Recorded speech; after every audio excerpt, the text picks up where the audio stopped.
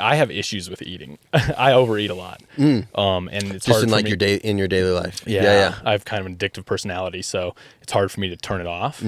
Is that after you come down off of a race, is it kind of hard? Definitely when I come down off a race. Yeah. I would say that's not my norm. I actually, for me, like in my daily life, I would say I feel a real direct correlation between activity and consumption. So like on days when I'm just sitting in front of the computer, like I think it's a mixture, like physiologically I don't necessarily have I'm not super hungry, but definitely mentally I'm like, you haven't earned that food. So I'm just like, I just don't eat a whole lot. Yeah. But then when I'm racing, I have to be more intentional about eating, because like I'm all my just stuff around food and racing, and when I'm competing, when I'm in a race, when my heart rate's up and I've got a whole thing with sodium. I am a very, very heavy sweater. Yeah. Dude. And when I'm at that level where I'm sweating a bunch, like my body is just like, nope, don't want any solid foods. So that's been a muscle that I've had to train over the last 5 years while I've raced, right? It's like developing, okay, yeah, your body's saying it doesn't want to eat, but you're like, all right, shut up. I have to do this. Yeah. I have to eat. It's part of, getting that energy intake. And so, yeah. And then post-race, for sure, you're at just such a deep caloric deficit and you're just trying to make up for it. And so usually I try to give myself permission, the next 3 to 5 days, like you just listen to that hunger, right? And just eat like crazy. And I mean, this year was so fun being in the the various countries that I was in for racing. It was like, it's so fun after the race. Like prior to the race, I'd be a little hesitant, right? Wanting to make sure I'm eating safe foods, making sure that I'm, good to go into the race. And then after the race, it's like free for all, right? I want to try everything. I want to try. Meat? Yeah, exactly. It's like, I want to try as many local dishes as I can. And I can, it's just hilarious, right? You're going to a restaurant and you're ordering, 2-3 entrees. Yeah. And they're thinking it's for the whole table. And you're like, no, that was just for me, actually. Thanks. Did you eat horse meat? I actually don't know that I ate any horse meat. Okay. I don't think I did. I was kind of out of it after the race, and I was like, what did I eat? But I never had. No, I was kind of bummed out that I never had horse meat. Okay. Ate a lot of other delicious food in Kyrgyzstan, for sure. Yeah, to put this into context for the viewers and listeners, so you did the mountain race series? Is that what it's called? Yep. Which is Atlas Mountain Race, Hellenic, Yep. and Silk Road? Yep. Right? And those are in Greece. I don't know. So we're Atlas Mountain Race is in Morocco. Okay. Hellenic Mountain Race is in Greece, and Silk Road Mountain Race is in Kyrgyzstan. Dude. And I think that this year is going to be the last time. It's called the Mountain Race Series, and then I think starting next year, the 4th race, Nelson is going to be releasing his 4th race in Turkey. Okay. And so then I believe it might still be called, it probably is still going to be called the Mountain Race Series, but then if you do all 4, it's known as the full Nelson. Okay. Yeah. Oh, got it. Beautiful. Yeah. Dude, what an experience. So did you move there to do all those, or did you like fly back and forth? Yeah.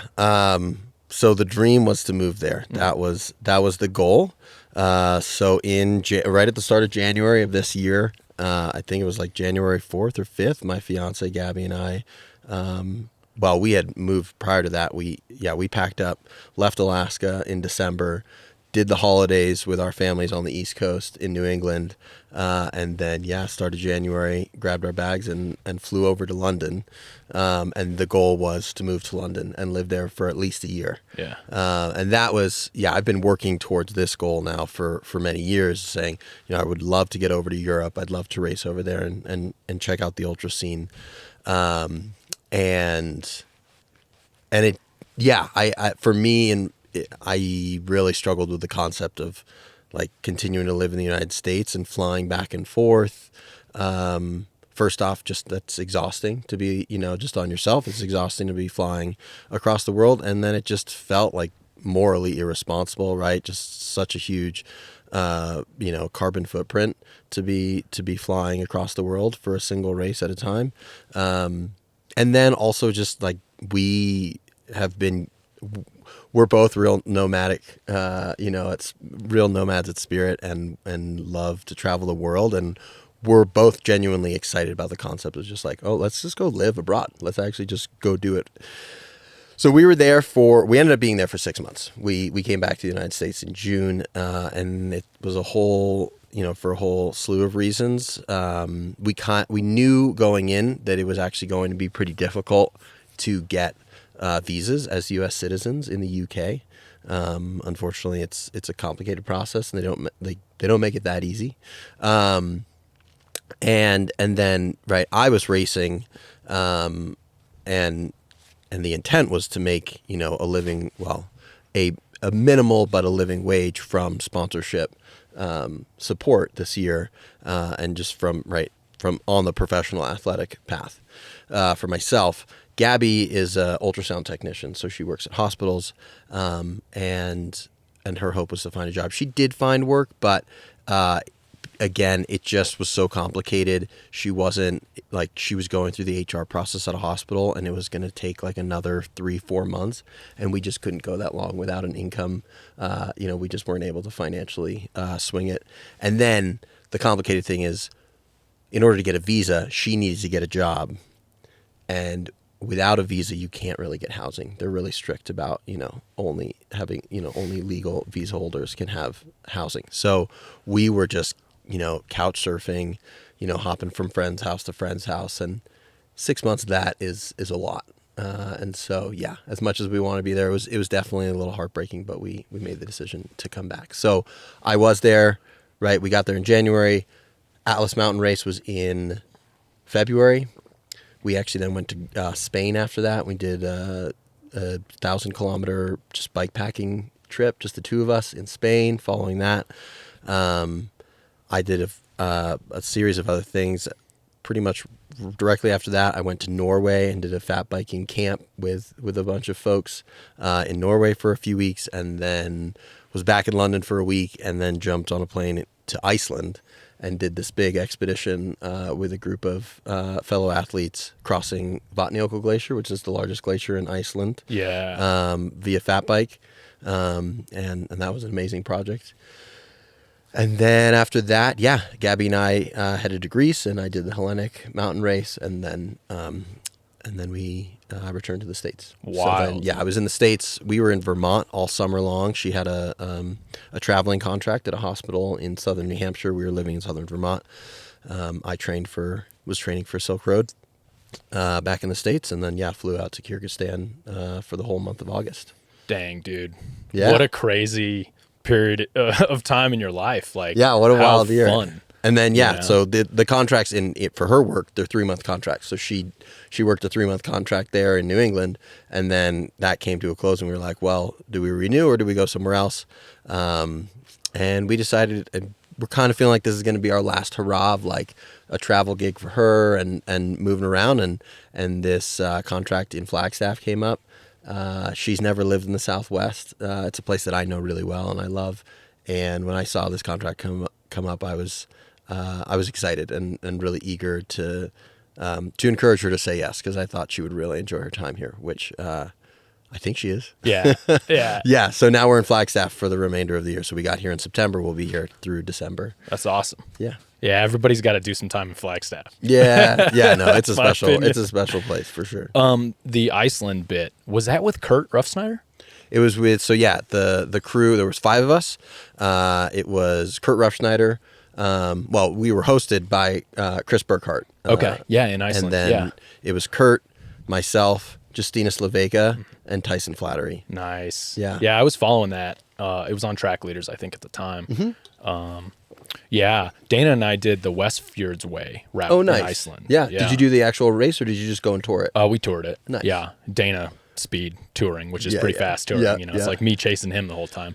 I imagine it's like riding with Kurt or something, where you're just constantly chasing a legend. But it was a great place. Reykjavik was amazing. Did you spend time in the we city? stayed. So we were all bumming it in Chris's studio. Yeah. We were just spread out, and that's where we prepped for our expedition. And then afterwards we all went and we got tickets so we could just be in Iceland for 2 weeks because we didn't know. You know, it's like best case scenario, the trip was going to be like the expedition could take just 5 or 6 days, but we knew that we could get really bad weather. We could get stuck in a place for a while. You know, it's just, especially winter expeditions are so variable. So we gave ourselves a nice window, knowing that it could take, you know, closer to 10 days. And so, yeah, the expedition ended up being a 6-day expedition. And then following that, we were all just there hanging out, and we actually did a few day trip to a whole nother beautiful area. Up this valley, like doing a bunch of river crossings, and stayed at this like beautiful cabin camp, and then made our way back down. It was an awesome second little adventure in there. But yeah, the main project was to cross Vatnajökull. Awesome. That's amazing. This episode is brought to you by Squirrel's Nut Butter. They make adventure anti-chafe lube and healthy, organic, restorative skin salve. I don't leave home without it when I go on an adventure. I think it's the best in the business, and I am proud to be an ambassador. So check them out at squirrelsnutbutter.com and use my code ENDURANCE20, all caps, for 20% off. Yeah. Kurt, I think, just made it into the Baja Divide. He did. Section of Oreogenesis. Yeah. Or I always call it Oreogenesis because I love cookies. Orogenesis. Yeah. He's on the final leg. So, and you have done the Baja Divide twice? I have, yeah. I toured it. I toured it in 2020. No, excuse me, 2021 is when I went and toured it with a former partner of mine. We took, I think, better 6 weeks or maybe even closer to full 2 months. Yeah. And then I came back the year after for an FKT attempt, successful FKT attempt. Yeah. Yeah. That was in 22 then? That was, literally at the stroke of midnight on New Year's, 2022, set off to the fireworks. And then, Yeah, and that was your media project too, the Ride to Endure movie. Yeah. So, I mean, that's that's the origin of my, career in ultra endurance, in my relationship to ultra endurance cycling. So in 2020, right, we're at pandemic. I had was about 10 years into my career as an outdoor educator. So I was an instructor, course director, and I worked even in admin roles for Outward Bound, another school called Croca Expeditions on the East Coast. So that's when I lived out here, because I worked for the Colorado Outward Bound School, and I worked out of Moab, Utah for 5 years. And then I also worked in Leadville. And then I worked for a few other schools. I worked for a school called Big City Mountaineers on the West Coast, California, Oregon, and Washington. I'd guide trips for them out of those areas.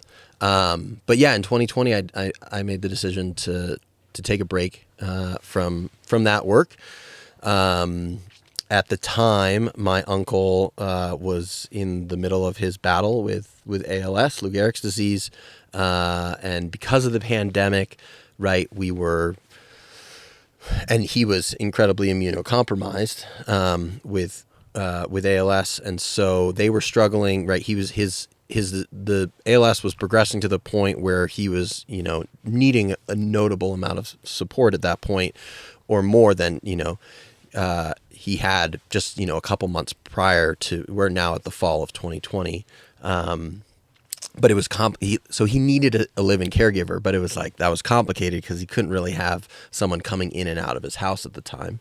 And they were, they just weren't ready to have someone just fully move into their house. Yeah. And recognizing that, I had the time, and so I called them and I offered. I said, what if I come and live with you for a few months? Right, I'm family.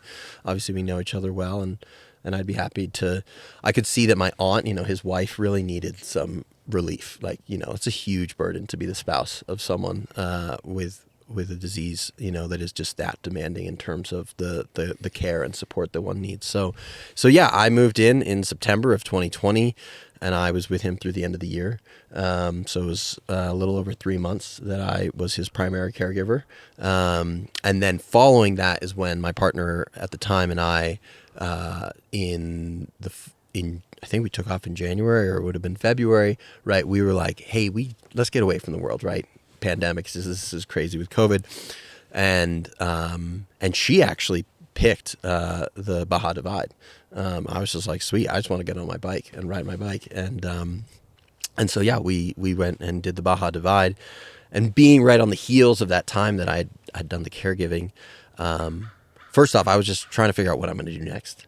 But I also had felt really compelled by, my time with my uncle. I didn't just want to walk away. I felt like I want to stay involved, supporting him. I want to stay involved with ALS. And so kind of hatched this idea while I was out there. Well, sorry, I guess I'll take a step back and say, while I was on the route, started doing research about the origin of the Baja Divide and where did this route come from, and learning that Lael Wilcox was one of the founders of that route, and kind of went down the rabbit hole of just learning about, Lael's biography and her story. And it was really through that I was like, wait, what is this ultra endurance thing? This racing. Obviously I had my background in, adventure ed and just, being an adventure athlete myself. And then I had raced bikes in college. So this concept of these long distance bike races that are it's biking, and I love bike racing, but then also this idea of you have to, include, a lot of logistical planning and navigation, right? And weathering the elements. And it just takes a whole lot more than just being able to ride your bike. And I was totally captivated with the idea of ultra endurance cycling. So, had the idea, I was like, well, why don't I come back to Baja? I know this route now. It would be really fun to try to, set the record speed on it and go for an FKT. And then thought, how can I involve ALS in that? So I reached out to my cousin, the son of Bruce, my uncle, and we hatched this idea and came up with, with the ride, what became the Ride to Endure project, which is, a fundraising and, awareness building project for ALS and, those suffering from the disease of ALS, and doing that awareness building and fundraising through bike riding. So the first project was my FKT attempt, and we did a film, and there's a whole film about it now on YouTube. And yeah, that was almost 5 years ago that plan hatched, and it's been an awesome journey. Yeah. I mean, the film, it came out about a year ago. I think it was on YouTube about a year ago. Yep. Just so everybody, I'll put it in the description, but it's called Ride to Endure, A Journey for ALS to Set the Baja Divide FKT film.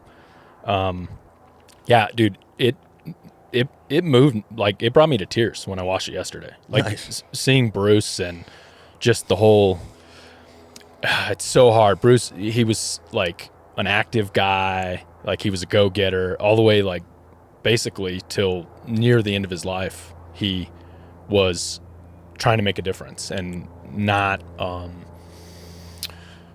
letting, he was trying to stay active and keep moving forward and keep pushing no matter what, right? And there's just so many parallels to that. And a lot of this endurance thing for me is benchmarking myself against what real suffering is. Mm-hmm. And when I'm out there, reminding myself that I'm privileged to be able to feel this pain. I used to listen, first couple of times I did the Arizona Trail, I would listen to this podcast from a guy named Jocko Willink, who was an ex-Navy SEAL. Do you know him? Do you know his podcast? No, okay. No. And he basically has on, vets who have lost limbs, who've, been blown up by IEDs. He has this phrase, I think it's called bright siding now on the socials, where people get annoyed with people who bright side evereverying. Yeah. Do you know what I mean? Toxic positivity. Yeah, right. Yeah. Which I have to say, I'm a chronic bright sider then, because it's there's always a positive path forward for anything. And Jocko has this phrase called good. He just says good, no matter what the situation is. Yeah. Good. You lost your job, opportunity to try something new. Right. Yeah. And I had to do this for a while when I was kind of coming up in bikepacking to kind of get through those moments for myself, which was good. At least I have legs to pedal. I can't feel my knees right. You couldn't feel your knees for a minute in that. Absolutely. Part of that documentary was you pretty much self-destructing a few times, and then your bike self-destructing a few times. Yeah. But it always came back to what's this for? What am I doing? I just feel like this psychology is so interesting in the journey you've been on, where you had a moment in your life where you were like, I'm going to go and do and see. It seems like, from the outside, at least my perspective, and you can correct me if I'm wrong here, but it was like you had a transformational moment in your life where you realize there's only one life to live, and you got to go out and get it now. And you got to give back at the same time. Those two things kind of seemed, from an outsider's perspective, they seem to happen within you at the same time, right? Yeah. And so it's led to you partnering for these different like philanthropic adventures. Yeah. Where you can kind of fill your need to adventure or whatever it is, but you can also fill that void of giving back a little bit. Am I right? Yeah, absolutely. That's always been at the core of what's been important for me. Yeah. I've always kind of said that it's hard for me to sleep easy with the idea of just being an athlete for athleticism's sake, right? It's got to be more than that. It's got to be, there's nothing wrong, there's nothing wrong at all with, and I have, deep respect for folks that are genuinely just driven every day by just like pushing the limit, right? By just pushing that concept of what is possible, right? And striving just right for, for athletic, the next achievement in athleticism. And that's what drives them. And that does drive me on many, many levels, but it's just, I guess it's just kind of inherently part of who I am, that I'm constantly seeking also like, what is the altruistic aspect of whatever it is that I'm doing? How can I find a way that what I'm doing, because objectively biking is it's a selfish endeavor. It is 100% for me, and I've never considered anything other than that. But striving to find a way, say, okay, well, I'm doing this thing, I'm putting a lot of life energy into this. How can I find a way that this has some benefit for a broader swath of people? Yeah. Yeah. But you can still ride a bike like you're a 9-year-old kid again. Yeah. Yeah. Part of this seems as though, do you have kids? Not yet. Hopefully soon. Okay. Yeah. Yeah. So for me, there was this moment in my life, I'm 40, and I don't think we're going to have kids. And there was a moment where I realized, like, most people, I'm generalizing here, but there's like a moment where I wanted to start to give back in some way. And normally in a typical traditional family dynamic, all your energy is going into the kids, like all the time. And you kind of fill that need. And since I didn't have kids, and I got to a point in my career where it was like, I'm not climbing the ladder anymore. I'm not like putting all my energy and time into, working like a madman. Things have kind of plateaued there. And I have all this free time. Yeah. I kind of was like, I'm bored. Yeah. And I need something to do and give. And then I realized during COVID, and, the whole world transformed in many different ways for many different people, and people pressure checked what they were doing and why they were doing it. A lot of people did. And that was my moment of, I want to, how do I give back? How do I return this? Like in bikepacking specifically, or endurance sports, right? Like, cause I don't want to just I'm not that good that I can like make a living off of it. So it's like, how can I create something that will give back a little bit, right? Yeah. In its own way. Cause people that are good and talented can parlay that through sponsorships and stuff like that, right? And so I think it kind of filled that void for me a little bit, right? That the void that you're wanting to have, using the term leave a legacy seems a little weird and selfish sometimes, but there is something inside of us as people that we want to leave something behind for some reason. Yeah. And does that really matter in the end? I don't know if it, like, when we're dead, is it really going to matter? But right now it kind of feels like it matters for me. Yeah. To do something, right? Why does it feel so good to give back it fills a hole that it seems like is impossible to fill any other way. I mean, yeah, well, we can dive deep into, philosophy. I mean, my work as a facilitator and as an educator, right, in fostering space for young people, I mean, a huge part of that work is in facilitating community, is in facilitating when you go on these expeditions, right, when you take people out of their comfort zone and right, you create varying levels of discomfort there, and then, but you're in a really tight knit space, right? We're sharing meals together. We're sharing these experiences together. I mean, it's like, anyone who's been on an ultra race and has, even it's amazing the bonds that we create with folks, even when we haven't been out there together, but we both just did the race, right? And there's a shared bond there. But then if you've ever, and so many of us have, right, had the experience of just we're racing along someone else who's a similar pace to us, and we, summit this mountain, right? We just happen to end up being close to each other when this epic storm rolls in, or we're summiting, one of the highest points of the race, or, just something gnarly is happening. And that adversity has such an opportunity for bond. So anyways, where I'm going with this is and that feeds, I think, I just know so many folks who have whatever, I had a good race or I didn't have a good race, but it was actually the relationships that I developed at an ultra race. That was the most meaningful part of the race. And we are inherently social creatures. I believe that. I mean, there's the rare, individuals who are just genuinely hermits and right on, good for them. My parents. But that I don't think that is the majority of human beings. I think, we are naturally very social creatures. And so, giving back is great. I mean, doing things for others is really important, and to support one another. But I also think it's really important to recognize in that again, there's still a selfish reality within that, because it feeds us, right?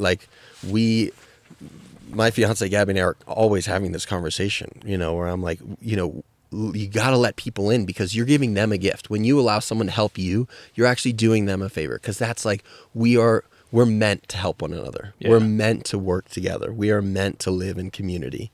And so, that's where it comes from, right? It's just I recognize that need is probably stronger for me than it is for many other people. I am just a deeply social person. I am my best self when I'm around others. I am my happiest self when I am around others, and when I feel that I'm able to give to people, right? Especially obviously the people who I love most in this world, but anybody, I just a day that I get to be involved in someone else's life and feel like I was able to do something for someone other than myself, I go to bed a happier person. Yeah. So that's where it comes from. Yeah. Well, it's so deeply genetically tribal, right? That you're tapping into something so deep.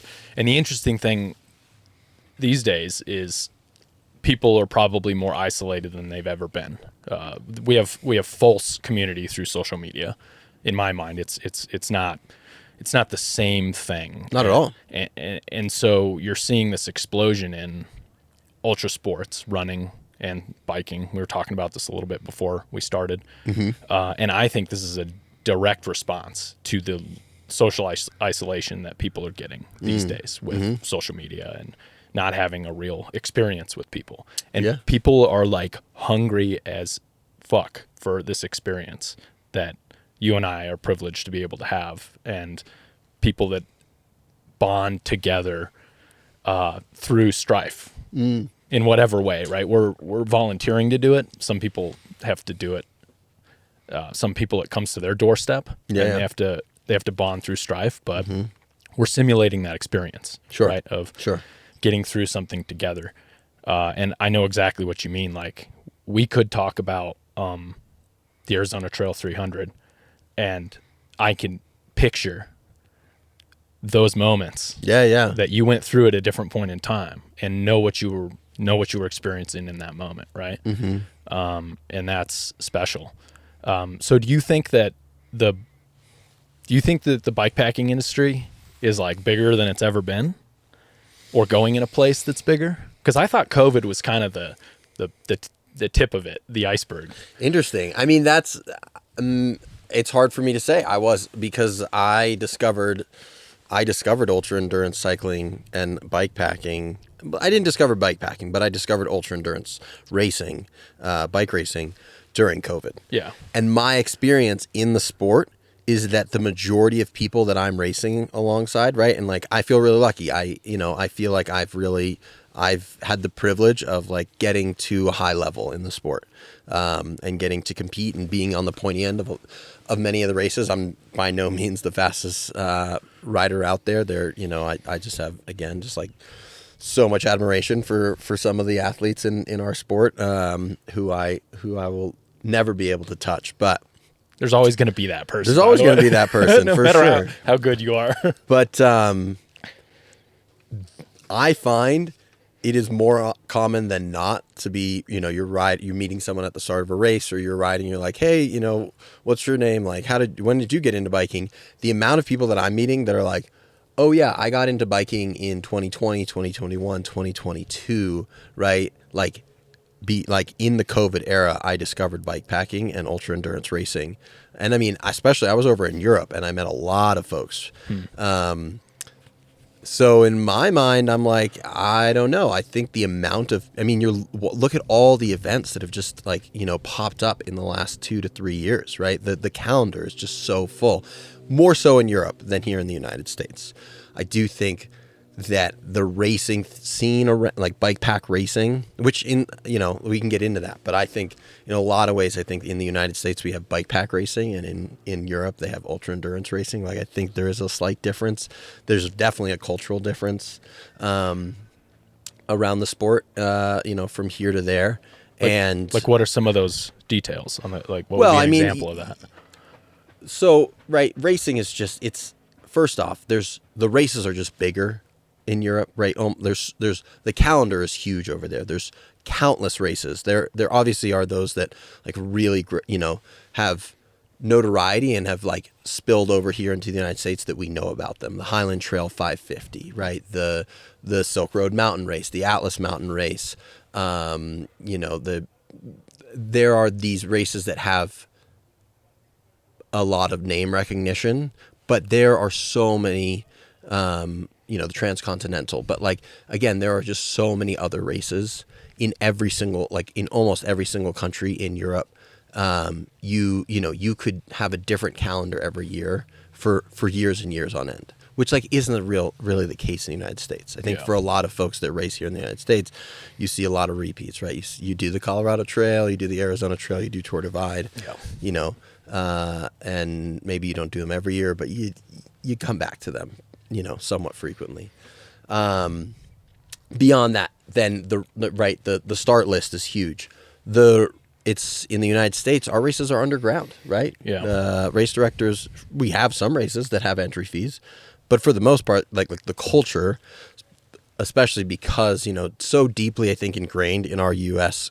racing culture around ultra endurance racing, is like the centerpiece being the Tour Divide and the culture around the Tour Divide. And so I think that because there's just like such a strong cultural sphere around that event, that a lot of other races are just trying to kind of replicate the ethos of the Tour Divide. And that is a race that doesn't really even have a race director, right? Yeah. Let alone, any organization behind it, right? Any media coverage around it. And this is a point of pride. It's kind of a point of pride, right? Which is like, I don't have an opinion on it. I don't feel one way or another about it. I don't like, I don't like, if you were to ask me like, don't you think that's so cool? I'd be like, I don't care. Like, frankly, I think it's kind of goofy, but I also don't think like, I don't see anything wrong with it, either. It's like, I don't poo-poo it. But over in Europe, the majority of races have a race director. They are, to varying degrees, for-profit events, right, that have race directors, race entry fees, proper media teams, right, media licenses, and you see racer gatherings and meetings before the race, right? There are checkpoints along the race. They're still self-supported races, but there are checkpoints, right? You have your brevet card or whatever it might be, and you can kind of rely on those checkpoints that you know there's going to be food there. Yes, you have to buy it yourself, but like you know that the checkpoint's coming, right? Yeah. And every single racer goes to that checkpoint, and then there's a finish and a finisher's party. You know, so it's just there's a lot more organization around it. You could argue there's a lot more community around it just because there's intentional space being made where they're trying to get as many people that are competing in that event to be in the same room at the same time. Yeah. So there's more opportunity to meet. Whereas our races here, it's like, I've just been to countless events, right, where I show up, you know, race CTR starts at 4 a.m. in the morning, right? Yeah. So it's like, it's pitch black. You know, I show up to the race start. You see a couple of people you recognize and you say, hey, and then you go off the start line and yes, there's like, you know, what is it, 6 or something miles neutral start. Yeah. And you may get to introduce yourself like to a couple random people and then boom, you hit the single track and you see one person for the next 4 days. Exactly. You may see 1 or 2 people over the next 4 days. You finish. If there's no one around you, you finish and you head home. Yeah. And that's it. Right. And it's like you were in theory part of something, but you didn't actually, right? Like unless you know, it's just so easy. You could very easily, especially if you were maybe a more, you know, like if you weren't the most social person, you could get to the start the race, talk to no one, do the entire event, finish and go home. And like, there would be no quote unquote community around that, right? Yeah, There's right. no, and this is what ultra endurance running has done so well. Yeah. They've parlayed it into a social event. Yeah. That has a community built around it and For sure. almost a lore. I've talked about it a lot on this podcast. Airvipa, it's a Arizona-based running group. They have the Cocodona, which is a giant multi-day. It's like a 5-day running race from Phoenix to Flagstaff. So cool. They have made it a spectator sport somehow. Yeah. And it's a self-feeding, it's a business now, right? That's providing this experience for people. Well, then, yeah, that was the other piece that I didn't mention, right? With these in Europe, right? These races, they're all those things I said, plus they're sponsored events, right? They have, you know, a handful of companies that are getting behind these events who are saying, we're going to, you know, we're paying into this event. We're helping make this event possible. Yeah. You know, Well, they may even paid beat too, right? Sorry. A lot of them are paid events, right? Yeah. Like the mountain races, you have to pay to. There's an Oh, entry exactly fee, right. There's entry fee. There's an entry fee, but then sponsors are also paying in a fair amount of money to make those events, you know, happen. And then they're there at the beginning, right? They're there at the start of the race with a booth, maybe handing out some product, right? They're there at the end of the race, right? You know, so it's like it's just a totally different, you know. It's a different atmosphere. Well, yeah. So will there be a transformation in some of these ultra races? Look, Dana and I considered this seriously with Pinions and Pines. Yeah. Because I co-race direct it with Dana. And in 2021, we had 250 people on the wait list. Sure. And we were like, it's awesome. There's enough people here to be able to consider going through all of the process of permitting, insurance, collecting an entry fee. Because once you collect money, you have to permit. Exactly. And once you're over 74 people is the National Forest Service cap. And these are all U.S. rules. So maybe this isn't why this is. There's a lot of truth to that, right? Yeah. Like Europe doesn't have the same kind of public lands, you know, or, you know, Europe and all these other countries. Like it's not the same. That being said, right, I did Atlas race. You know, all the races I did, all the mountain races, you know, Nelson, the race director, has relationships with the local government. Yeah. Right. He actually is right. These the national government of those countries are aware that these events are happening. I mean, they become a big deal, and they I think there is a notable economic correlation between these events, right? And for the local economy. And so like the government sees the value in it. Sure. There's a difference there, right? It's not like an ultra race. It could be great. And we've seen that in plenty of other areas where sport has come into a small town, right? And actually has an economic boost for small rural places. Yeah. I don't doubt that at this point there are small towns along the Tour Divide that are very much aware that the race is coming and look forward to that time and are stocking the store, you know, in preparation. Like, right, there are some really random places that we go through in these races. Yeah. And if they know 200 people are about to come through, and they're going to spend whatever money they need to get the food they need, right? Like that is worth preparing for, right? Yeah. There is an economic benefit to that. Yeah. But it's going to be different. Like there is that reality too, where it's like, is an ultra race with, let's say, that's awesome. You could have, let's say Pinions and Pines has 250 people in it. How much of an economic boost is that to the town of Flagstaff? You know what I mean? Is it a drop in the bucket? Will they even notice it? Maybe not. Like you could organize it in a way where it's like there is benefit, right? Yeah.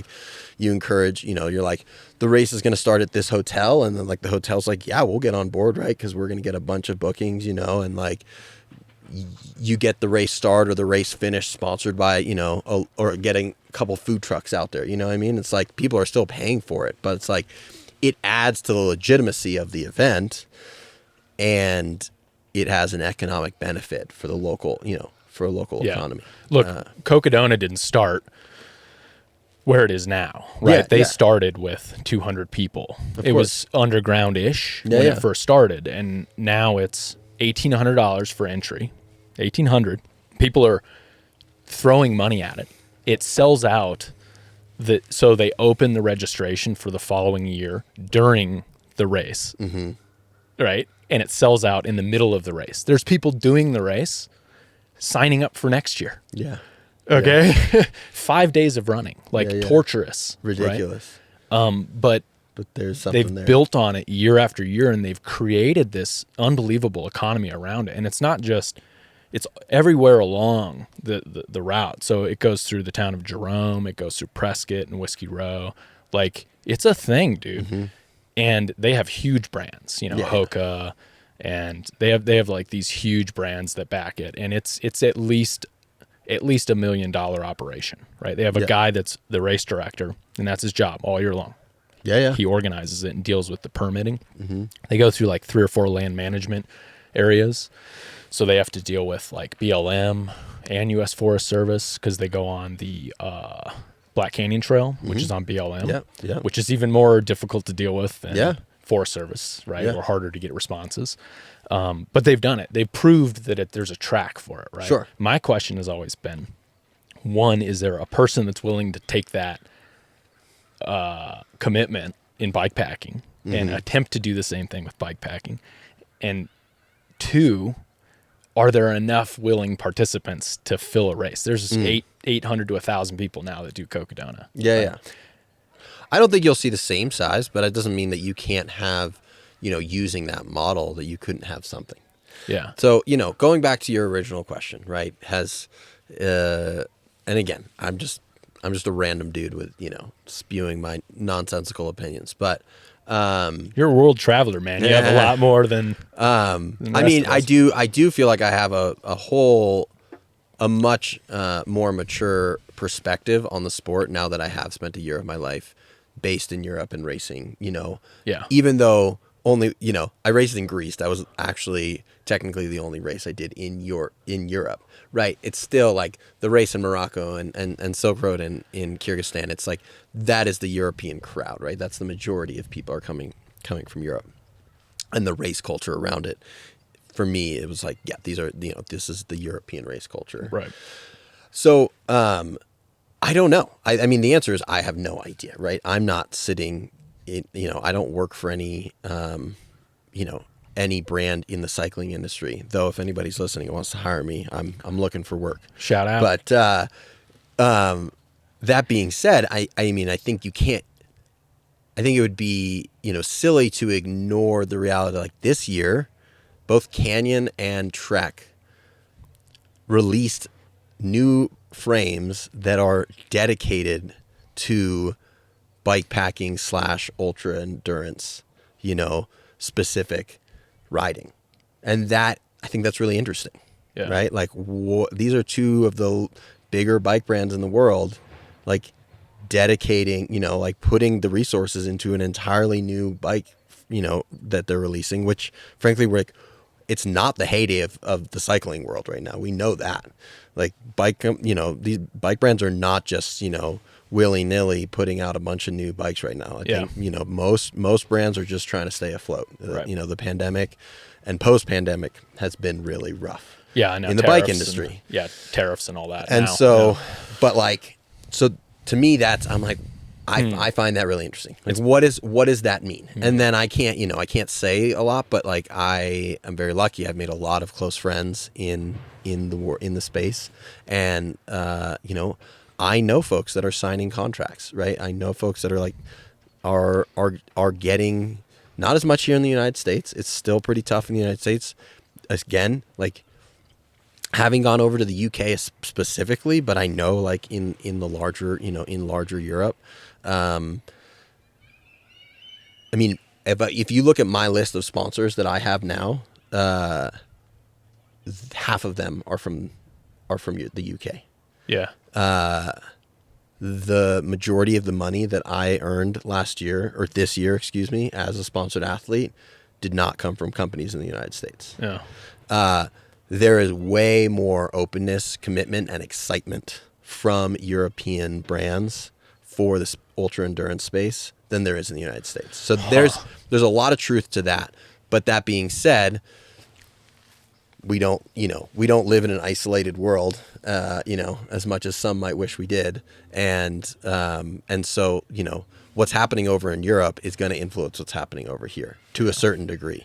I personally think it would be really exciting to see more races come about. I'm in a big transition in my life right now. I'm putting very little effort into, you know, getting into bolstering my sponsorship quiver for next year. I don't have any, I have a few races that I hope to do, but it's not my focus for next year. Because we're getting married next September and we're hoping to get pregnant. We're hoping to start our family. And so that is the focus right now. And with that, you know, with that transition, I'm needing to get a big boy job, needing to get a little bit more of reliable income. Mm-hmm. And while I have been wildly lucky to have the success I've had to be a sponsored athlete, to actually just to have made any cash income, I think as an ultra endurance athlete is an incredible privilege. Yeah. And I recognize that. And I feel just so lucky to have had the opportunity. For right now, that's not enough. And, you know, there's a little bit of mourning there for me. Like, I think if I was, you know, there's a part of me that wishes that I had discovered ultra endurance cycling earlier, right? That I'd started racing a little earlier in my life. Cause, you know, if I were 28 or 29 right now, you know, I'm about to turn 33. It's like, I'm only saying, like, if it was just a few years earlier, yeah, I think I would be still diving, you know, real hard on this path. Cause I know that I could continue to build on the momentum I've had. For right now, you know, I'm just choosing to take a step back. That being said, I may come back to it. So again, coming back to this original question, like, what is happening with ultra endurance? Where is it going? Is there a heyday? I don't know. I hope I'm pro, like, I am all about seeing it grow. I think things grow. Yes, we will, like, with growth, there's the possibility that we lose certain aspects, certain, you know, qualities of the ultra space that we feel a lot of pride around. Yeah. And that's there, of course, that, you know, that can be mourned. And I think that, you know, but I don't think that that's a bad thing. Yeah.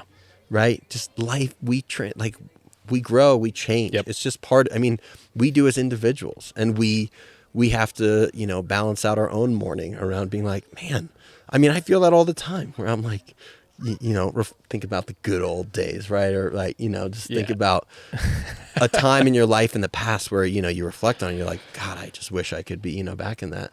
But the reality is there's only one direction, and that's forward. Yeah.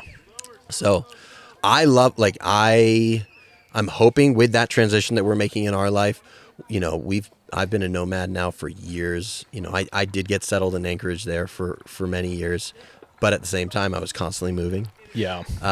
And so with this transition, you know, we're really like, come next year, we intend to, like, start making a home and really start being in one location. And wherever that is that we end up, we haven't decided, but I do hope that down the road, I would love to start a race of my own. Yeah. And I've got a lot of ideas around that, but maybe I won't be the first one because, I don't know when I'll be starting that event, but I would love to offer an ultra endurance race that has a cash purse. Yeah. I think that I would love to see that. Yeah. I think it's about damn time that we see that in the sport. The sport is legitimate enough, especially being over in Europe, where you're like, these are sponsored races. Like, there are companies behind this race, right? You have 250 participants paying $500 or more dollars, entry fee. Like, there's enough, like, it doesn't have to be crazy, right? I mean, it's like first place gets 500, like second place 300, third 100, it's like but it's a nod. It's a nod towards the legitimacy and the incredibly hard work that athletes are putting in to do this sport. Yeah.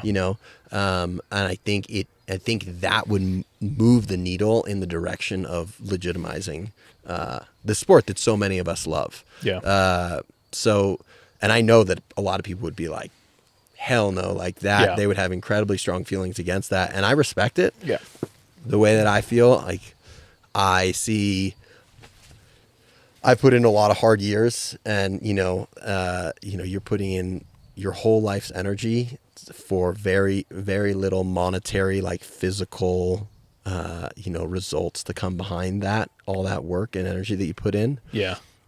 And I can appreciate the ethos of just, like, playing the game for the love, for the love of the game, right? Like, you're just in it because it's amazing. And, but I know enough, and there are enough young people, there are enough athletes out there that are trying to make this a viable path. And I think it's worth honoring that. I think it's worth trying to help move us in that direction. So, yeah. Well, and for the haters, you don't have to do the race. Yeah. If you don't like it, you know what I mean? Because the reality is, I don't like Tour Divide's never going to, I don't think that Tour Divide will ever be anything other than what it is. Well, right? Isn't that just kind of like top down from like Matt Nelson? I don't know.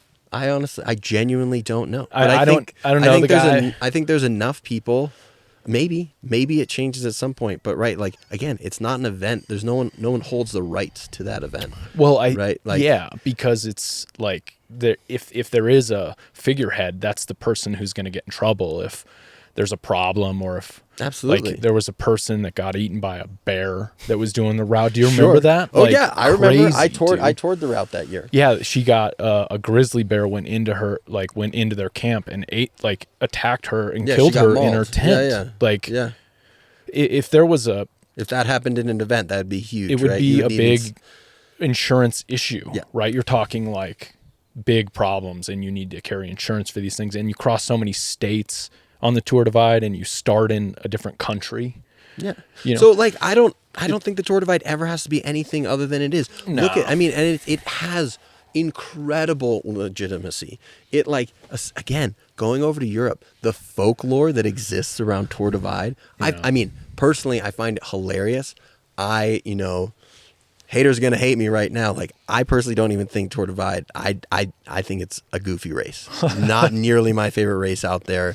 Again, I'm a mountain biker, so for me, I really like, a more technical course. Yeah. And Tour Divide is just a gravel race. That's all it is. It's got a couple of other goofy little things thrown in there, but it's just riding your bike for an obscenely long amount of time.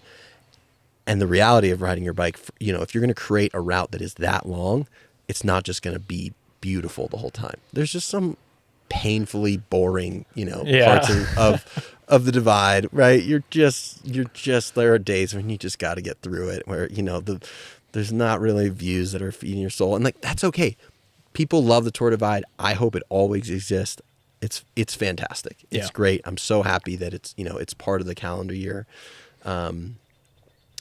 And that would be a nightmare, when I think about starting an event, when you race direct pinions and pines, it'd be like, oh my God, something like Tour Divide, if you were to turn it into, a legitimate event, would be so resource intense, right? To support an event like that. So, like, let it just be what it is. Yeah. It's awesome. You'd have to scale into it. But there is so much like right away, you think, okay, if I want to put on an ultra that is really, really long, how do you simplify it? We'll turn it into a loop, start and finish in the same place, right? All sorts of things. Right. So I hope I mean, I genuinely do hope that, right, that the space of ultra endurance cycling maintains some of these events that have always been what they are, but also there can be space for a different idea of what the sport can be. I think it's just got to take somebody who just doesn't give a shit about what other people say. And absolutely. I'm going to make this thing and provide this experience for people. And everybody's, I hope, going to love it. And it'll be successful if people like it, because they'll keep coming back. Sure. Right. And there's got to be a change in the guards, because there is this old school mindset in bikepacking, this like old white curmudgeon, old white man, like sort of like mindset. And two white guys, let's shit on all the other white guys. No, I'm serious. Like it's changing. There was this old, like, fiercely independent, like hero's journey sort of attitude that was bikepacking, and I absolutely loved it when I started it. When I got into it, that's what got me into it, was this like, I don't need to rely on anybody else but myself. And that's such an important part of the sport. But that was 30 years ago, not for me, but like when it started on the come up, you know, when the original people saw this as an opportunity, they did it for different reasons. It wasn't because they wanted to start an event and provide an experience to other people. They were battling their own demons or whatever, or having their own adventures, right?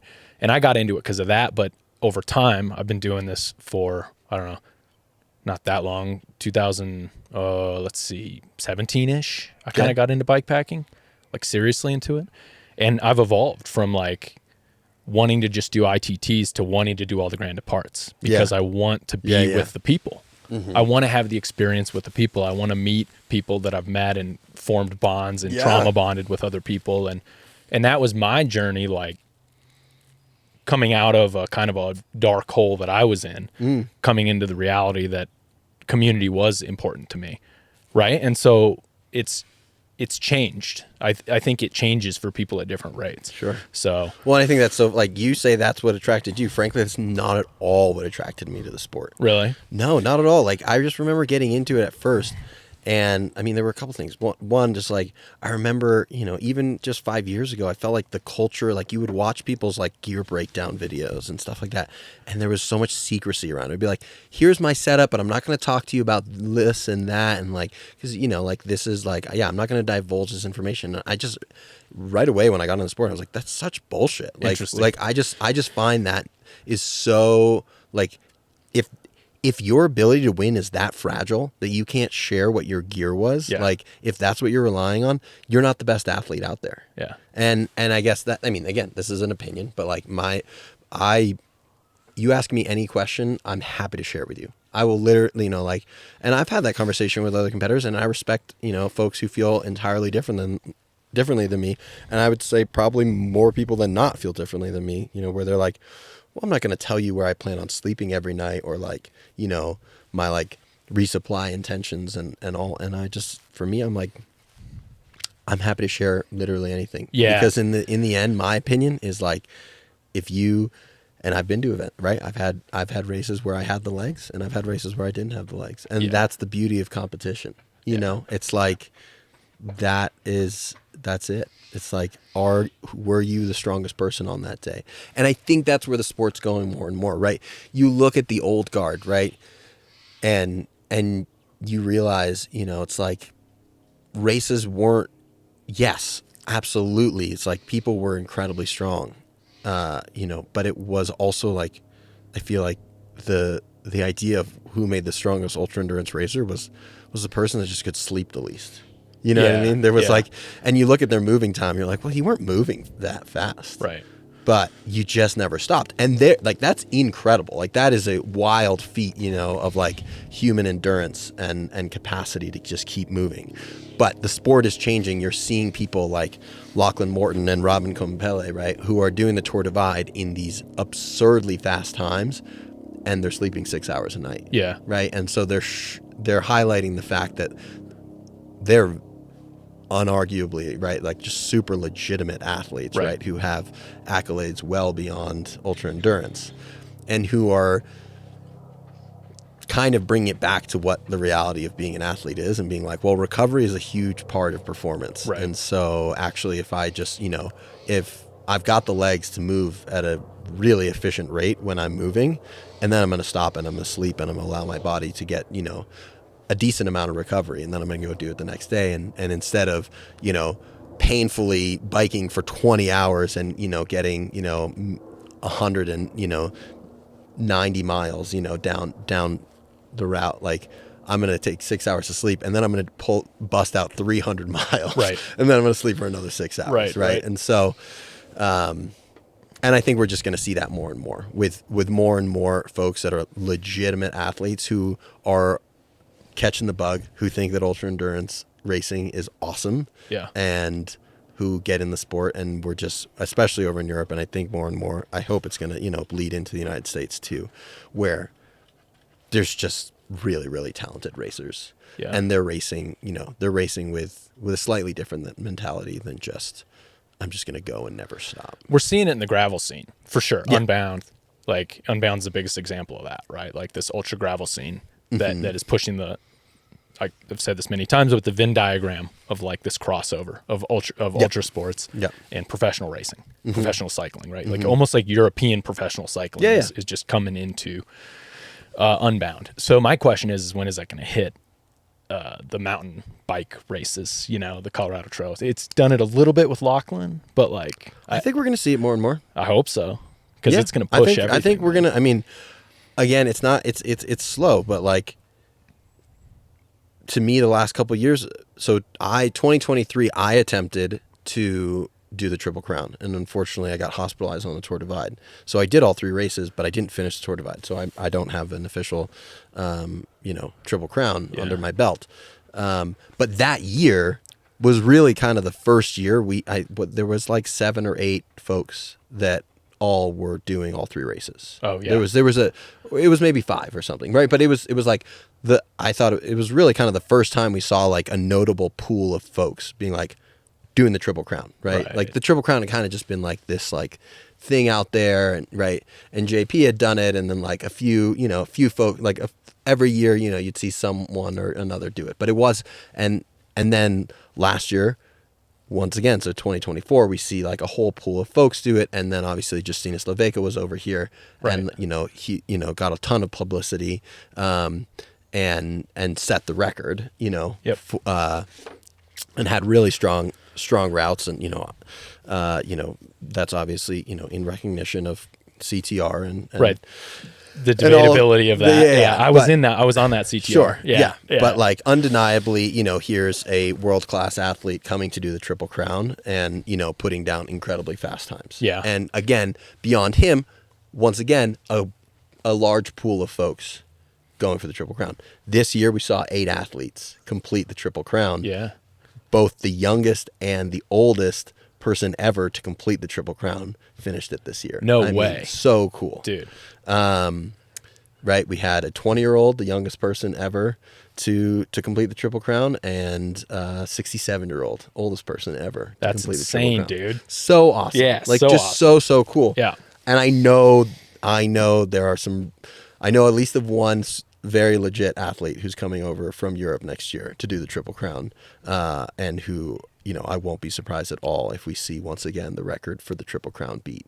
And so like I think it's just going to become more and more of a thing. Yeah. Right. It already has. How big it gets, I just don't know. Yeah. Right. I don't know. We'll see. It's like the chicken or the egg. Is it individuals coming? Again, a lot of people are going to hate this, but is it companies seeing an economic viability in the sport and wanting to invest more into the sport? Like, that is going to influence the sport. That's going to bring more people. Yeah. And so we'll see. I think it's just different in the US versus Europe. Yeah. How much money is being put behind it. So there are certain things that I see athletes who are getting contracts that are really exciting, who are just pure, ultra athletes. They're selling themselves exactly as that, and companies are saying, we'll put money behind you, to, more and more events, more and more like series coming up, right? We saw the this last year. So obviously, right, you know, the mountain races exist, but like this year especially, we saw for the first time like a good number of people do all 3 races. It'll be interesting to see how many people next year do all 4 of Nelson's races. The UK Triple Crown was released this year. Okay. So it's like we're seeing a little bit more of that, and I think that also is gonna help in the viability of the sport. Is not just in like standalone events, but how are their series, right? How are, you know? Yeah. And that I get the most excited about that too, because I'm like, oh, that would be so fun, right? It was so fun this year to go to these events, to go to these 3 races over the year. They were in, every single one is in a different country. They're thrilling in just the fact that, you know, global travel, going to new countries, you know, figuring all of that out, but then seeing a lot of the same folks at every single event and lining up against the same folks over and over again. And you know, like the idea is like, okay, yeah, one race does matter, but if you're also going for like the series title, you know? And so I think that that's really, really fun. Yeah. It'd be cool to see more and more of that. All right, dude. So are the wild packs of dogs worse in Mexico on the Baja Divide or in Greece? Greece. No question about that. I mean, they weren't awesome, and maybe it's because it's fresh in my mind that I'm remembering Greece. I mean, those mountain herding dogs they're so big and pretty scary. And it's funny, at first I was like, Greece isn't that bad. I don't know what people are talking about. And then I did have a couple experiences where I was like, fuck this. It was, which sucks because actually I think Hellenic, ironically, Hellenic I think is my favorite of the 3 races. Okay. I love that event. I think it's one of the most underrated ultra races out there right now. So I highly, highly recommend it. Is it like a lot of single track or road, or what's the terrain like? It's a mix. It has the most elevation per kilometer or per mile of any ultra race. Okay. Period. It's like 90 or something. Something like that. It's unbelievable, the vert per mile. Yeah, I think it's like 85,000 feet vert, and it's only it's 550 mile race. Unbelievable. And to benchmark that like against Arizona Trail Race, it's like a 800 miles. Yeah. And 10,000. Or sorry, 100,000. No. I mean, sorry. Is it 100? Yeah, I think it's like just under 100 in like 800 miles. So this is way more vert per mile than that and Colorado Trail Race. I mean, even you have Colorado. Like people think is like, I mean, that is like the mountain, you know, like so climby, and I think Colorado's something like 70 or 75, you know, something like that. So, anyways, you have even more climbing. It's a lot of climbing. It's mostly double track. Okay. It's a mixture of. It's got some decent paved segments, a lot of dirt roads, and a few bits of gnarly single track, like not single track as much as like ancient Greek pathways, like stone pathways, and you're like legitimately just like biking down staircases. Whoa. And just some really fun stuff, and then you're just like biking through the middle of these like stone villages on the sides of mountains, and it's just so beautiful. And the cool thing, at least for me, especially as an American going over, is like these races are this, you know, they're hard races, and they're as legit as anything, but they're also these cultural experiences, which 100%. is really cool. I mean, yes, because the nature of the United States, our races are probably a bit more wild out here, right? Resupplies are definitely more, you know, rare. Yeah. I mean, I just did it I was just talking to my friend Dexter the other day about AZT and thinking about the 800. And if you were just to say just the resupplies that are like as close to route, like if you're thinking about like the most efficient race that you would do on the AZT 800, there's only 6 resupplies. Right. Like that's pretty wild, right? You have, For sure. You start on the Mexican border. Your first resupply is going to be Tucson, and that's not on course. You have to go 3 miles off course, but you kind of have to get that resupply. So you just like in any other race, you'd be like 3 miles off course. That's adding 6 miles to my route. Like, hell no, I'm never going to do that. That's if you don't time the rocking K. Yeah. Right. Which if you're fast, if you're in the front, you're not going to hit rocking K during open hours. Exactly. Right. So if you're at a competitive, right, like if you're at the pointy end, which at this point, like that we're never going to see a rendition of the race where the fastest racers aren't getting there at night. Right. So, and that's this year on the 300, which congratulations on taking first place. Thank you. Yeah, dude. Yeah. I noticed you went to it's like a gas station. Yeah, we went to the KT. You and Chase? Yeah. Okay. Ended up going to the KT. Yeah. Which actually, as it came to find out, you've got a Circle K and a KT, and they're like they're, I don't know, it's like 10 miles or less than that even on route, like where you cut off to either one of them, but they're both almost exactly 3 miles off route. A QT? Quick Trip? A QT. Yeah, thank you. Quick Thank Trip. you. Yeah, Yeah. no worries. Thank you. So like it's, 6 one way, half dozen the other. Right. I actually found that the QT, because last time I raced this race, I did, I went to the Circle K, and the QT I think has less elevation. I think it's a flatter ride out to the QT. On paper, you think it's going to be longer because the road it's a weaving road out to that gas station. So you like mentally you're like, oh God, no, like that's going to be longer. But actually, when you look at the mileage, it's it's the same. Yeah. So that's the first one, and then you have Lemon, right? So so you've got Tucson, then you've got Summerhaven at the top of Mount Lemon. Right. And that's one of the few places that's actually like straight up on route. Right. But again, then you have to factor in that the hours there are incredibly limited. Yeah. It only opens at 10 a.m. Yeah. And it and then it closes at 6 p.m. So it's not even open for 12 hours of the day. So you have really limited hours there, but for a solid race like Tactics, it lines up. But whatever. So now you got Summerhaven, and then after Summerhaven, your next resupply isn't until after the finish of the 300. It's Queen Valley. Yeah. Right. So for my race this year, I raced the 300. I resupplied twice. Okay. Right? That was it. I resupplied in Tucson. I got to Tucson at midnight. I got some stuff at the gas station. I slept behind the gas station for 1 hour. Okay.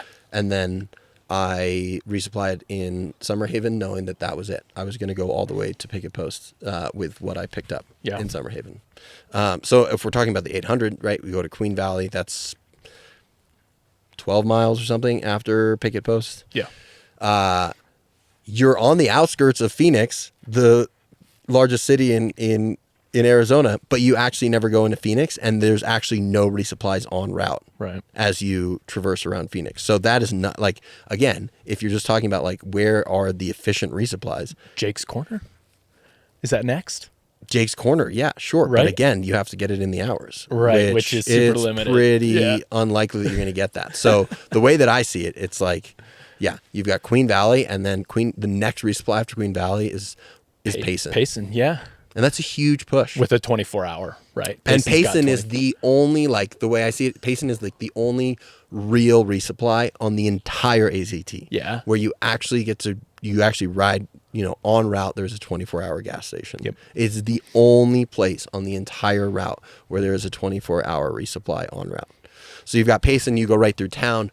That's kind of the spot that, you would, if you were going really fast, that would be probably the one place you might consider, depending on your timing. Like, that would be the place to get a hotel, right? Because again, it's right on route.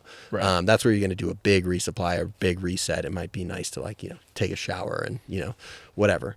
But again, if you're moving faster there in the middle of the day, you're probably not going to do that stop. So whatever. So Payson's there. Payson, Flagstaff is your next resupply. Again, ironically, not on route. You are going on the outskirts of the town of Flagstaff, and there is a gas station you can see in the distance. It's like a quarter mile off route. Yeah, it's a pretty shitty gas station too. And it's like not the best. If you get it in the hours, there is a little cafe there, and like you could eat a real meal, and that's pretty sweet. Yeah, Mary's Cafe. Yeah. And then South Rim. South Rim, Tucson. Am I pronouncing that right? Yeah, that's right. Tucson. Yeah. And so you got Tucson, which is like the world's most expensive gas station.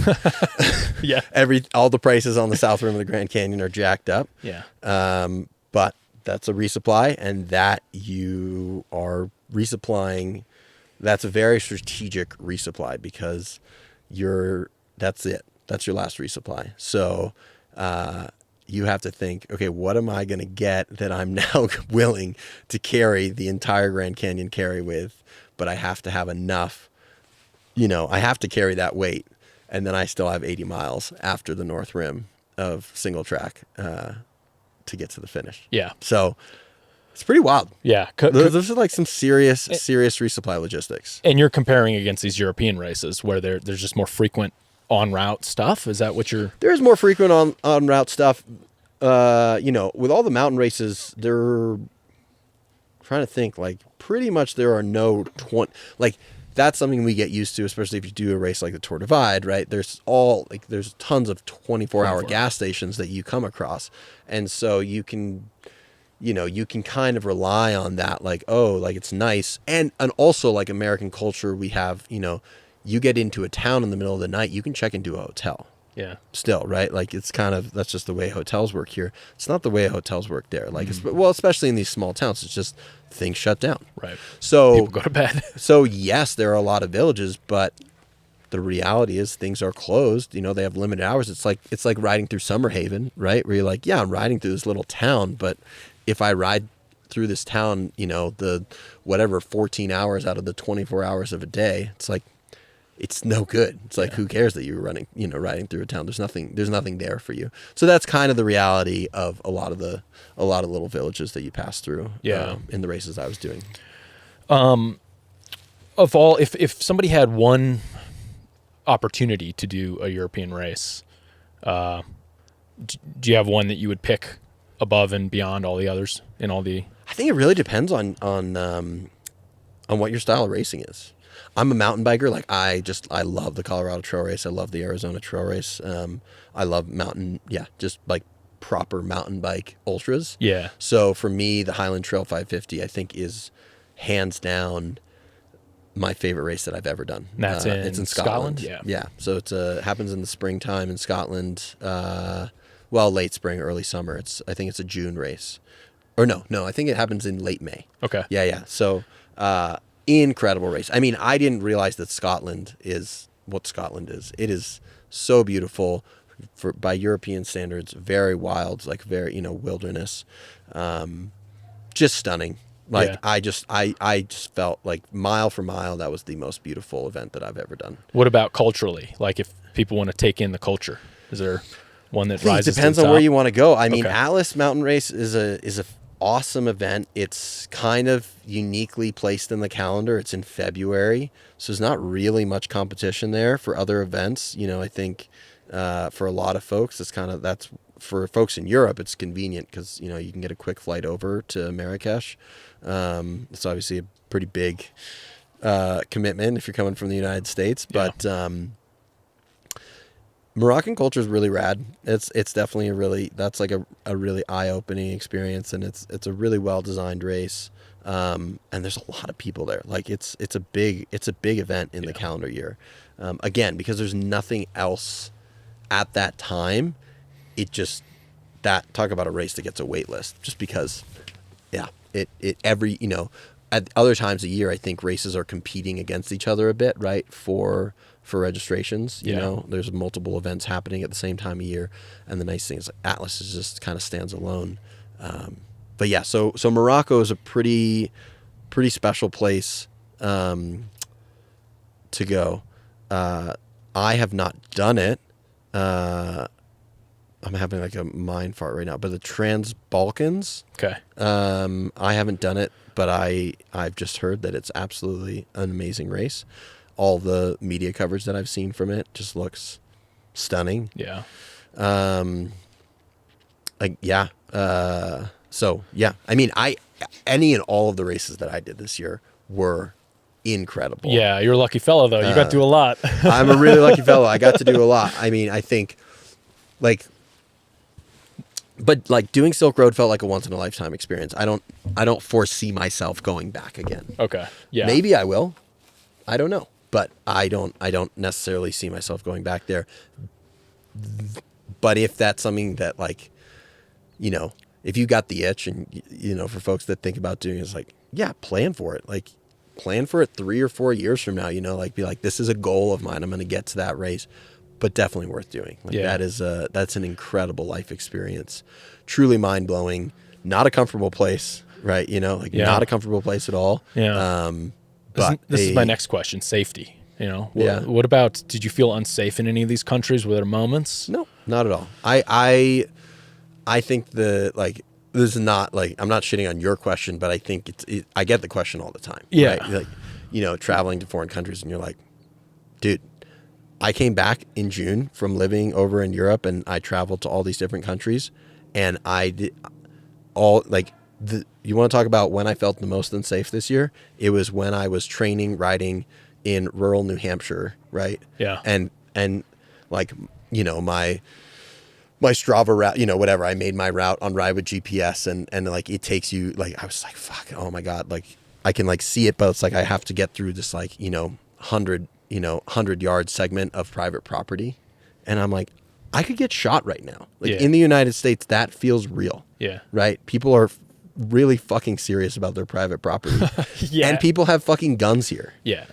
People don't have guns in other places. Mm-hmm. So, I'm not shitting on the United States. I'm just like, the truth is there's a lot of bias against people on their bikes and spandex in the United States. Yeah. Whereas over in Europe, and it's not the same. Obviously, Morocco's not Europe and Kyrgyzstan is not Europe. But I did not feel unsafe at all. Yeah. And I think that's kind of a myth that we create for sure of other countries, right? Because it's natural. It's human nature to be a bit weary and fearful of things we don't know, right? And things that are unfamiliar to us.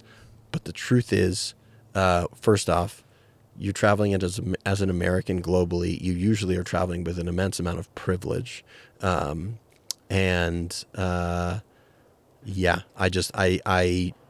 didn't feel unsafe at all. Doesn't mean that I wasn't, being smart. Doesn't mean that, it's like, you can't just be an idiot, and just like have your stuff splayed around. I mean, you are going to countries that, right, the economic reality is very different. Yeah. And we're showing up with, most of us are showing up with our bikes and all the fancy fucking shit that we have on it. And the reality is like that bike costs more than a lot of these people make in a year, And I think there's many aspects of that, right? I mean, like there's there's a cultural awareness of being like, cool, so spend your money, give back to the place you are, but then also like, don't be an idiot. Don't just like leave your bike there asking for someone to take it. Situational awareness. Yeah. But I don't think that means it's dangerous. Right. Yeah. Well, I think the fear part is the key right there. Right. And we're also fear baited in all the time with media, legacy media, most especially like Mexico and stuff, like, people, you say I've been to Mexico twice and done the Baja Divide. Probably the safest part of Mexico logistically, like as far as like drugs and illegal stuff. But I've bike toured through mainland Mexico as well. Yeah. And like, did I have a couple experiences that were like a little sketchy? Yeah, but not any more sketchy than experiences that I've had in the United States. But I think you're a dude that has an aura that and I don't know if this is a chicken or the egg scenario, but you have a world traveling aura. And I think people can pick up on that, especially when you're in other countries. You probably have a way that you've learned, maybe intentionally or not, on how to interact with people in other countries and how to look out for things that may be problematic and how to... Absolutely. This is something you've practiced. Yeah, I don't know if it's an aura that they're picking up on, but I definitely have spent enough of my life, right? I'm comfortable with discomfort. Yeah. There's that reality. I enjoy, being in new places and being in unfamiliar situations. And then without a doubt, I have to acknowledge the elephant in the room, which is also that I am a white male, traveling abroad, and that there's so much reality, there's so much with that as well, that I have the privilege to not have to think about my safety. Right. So, versus a female? Is that what? Yeah, sure. Yeah. Female, race, right? Like, I mean, all of these realities, right? I think a single female would probably be a little scarier. Oh, absolutely. Gabby and I talk about that all the time. Where she's like, well, you don't have to think about, your safety, or right. Like I'll give her a hard time. I'll be like, why did you lock the door? Our front door of our house or something. Right. And she's like, fuck you. You don't have to think about that. And she's totally right. She can be overpowered. She calls me out on my shit. And, well, you're kind of jacked too. Did you lift weights in high school? Because you look bigger. I was a paddler. Okay. Yeah. So. I did notice that when I passed you on the Arizona Trail, or when we crossed paths on you were doing the 800. I was doing the 300. Yeah. You look jacked, dude. That was the one thing that kept in my mind. Maybe it was the bottles of soda you had stuffed in your spandex, because you had like 8 bottles of soda. I think you were deep in your soda run at that time. Yeah. But you looked like you were like typically cyclists aren't as big in the upper body. Hell no, they're scrawny little weird looking people. Watt to weight ratio, right? Yeah. And you have a bigger, so that's also a factor when we're talking.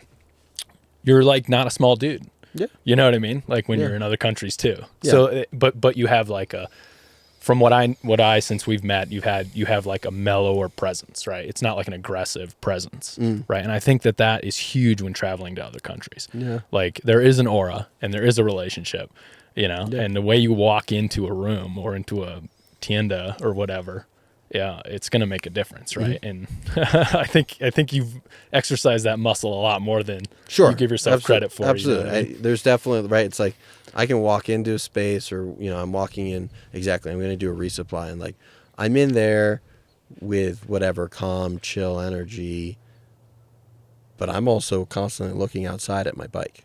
Right, like I'm not ignorant to I'm not just gonna leave my bike out there and just think, oh yeah, it's fine, I don't have to worry about it, right? Like I'm being aware, and I'm prepared to go chase someone who just snagged my bike at any second. So it's like but I'm not carrying that energy of fear. Right. Yeah, which predators pick up on that for sure. Yeah, like. For sure. So I want to go back to something you said earlier.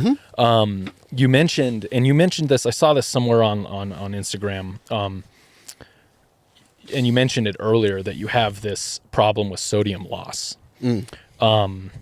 I recently discovered I took a sodium loss test because I have been struggling with figuring out what's the magic solution to my multi-day bonks.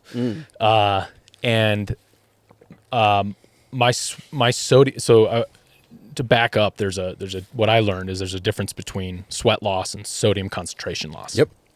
Some folks may sweat a lot, easily sweat, but they may only lose 200 milligrams per liter of water. Their sweat actually isn't that sodium rich. Right. So mine is 1,800 milligrams per liter of water, which the range is between 200 and 2,000. For an average person. So I'm like on the extremely high end of the sodium loss spectrum. I've been doing some things experimenting this year with the right kind of like high end replacement. And it's been working pretty well. When did you learn that you had this problem? How did you learn about it? And how have you kind of changed the way you rehydrate? Yeah. So I've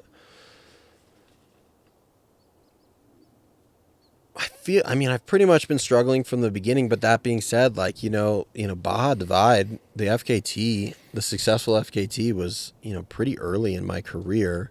My coach thinks that at first, like we all, as we get into ultra endurance, like we all experience the, the sleep deprivation and the pain and like being able to fuel ourselves enough and all of that.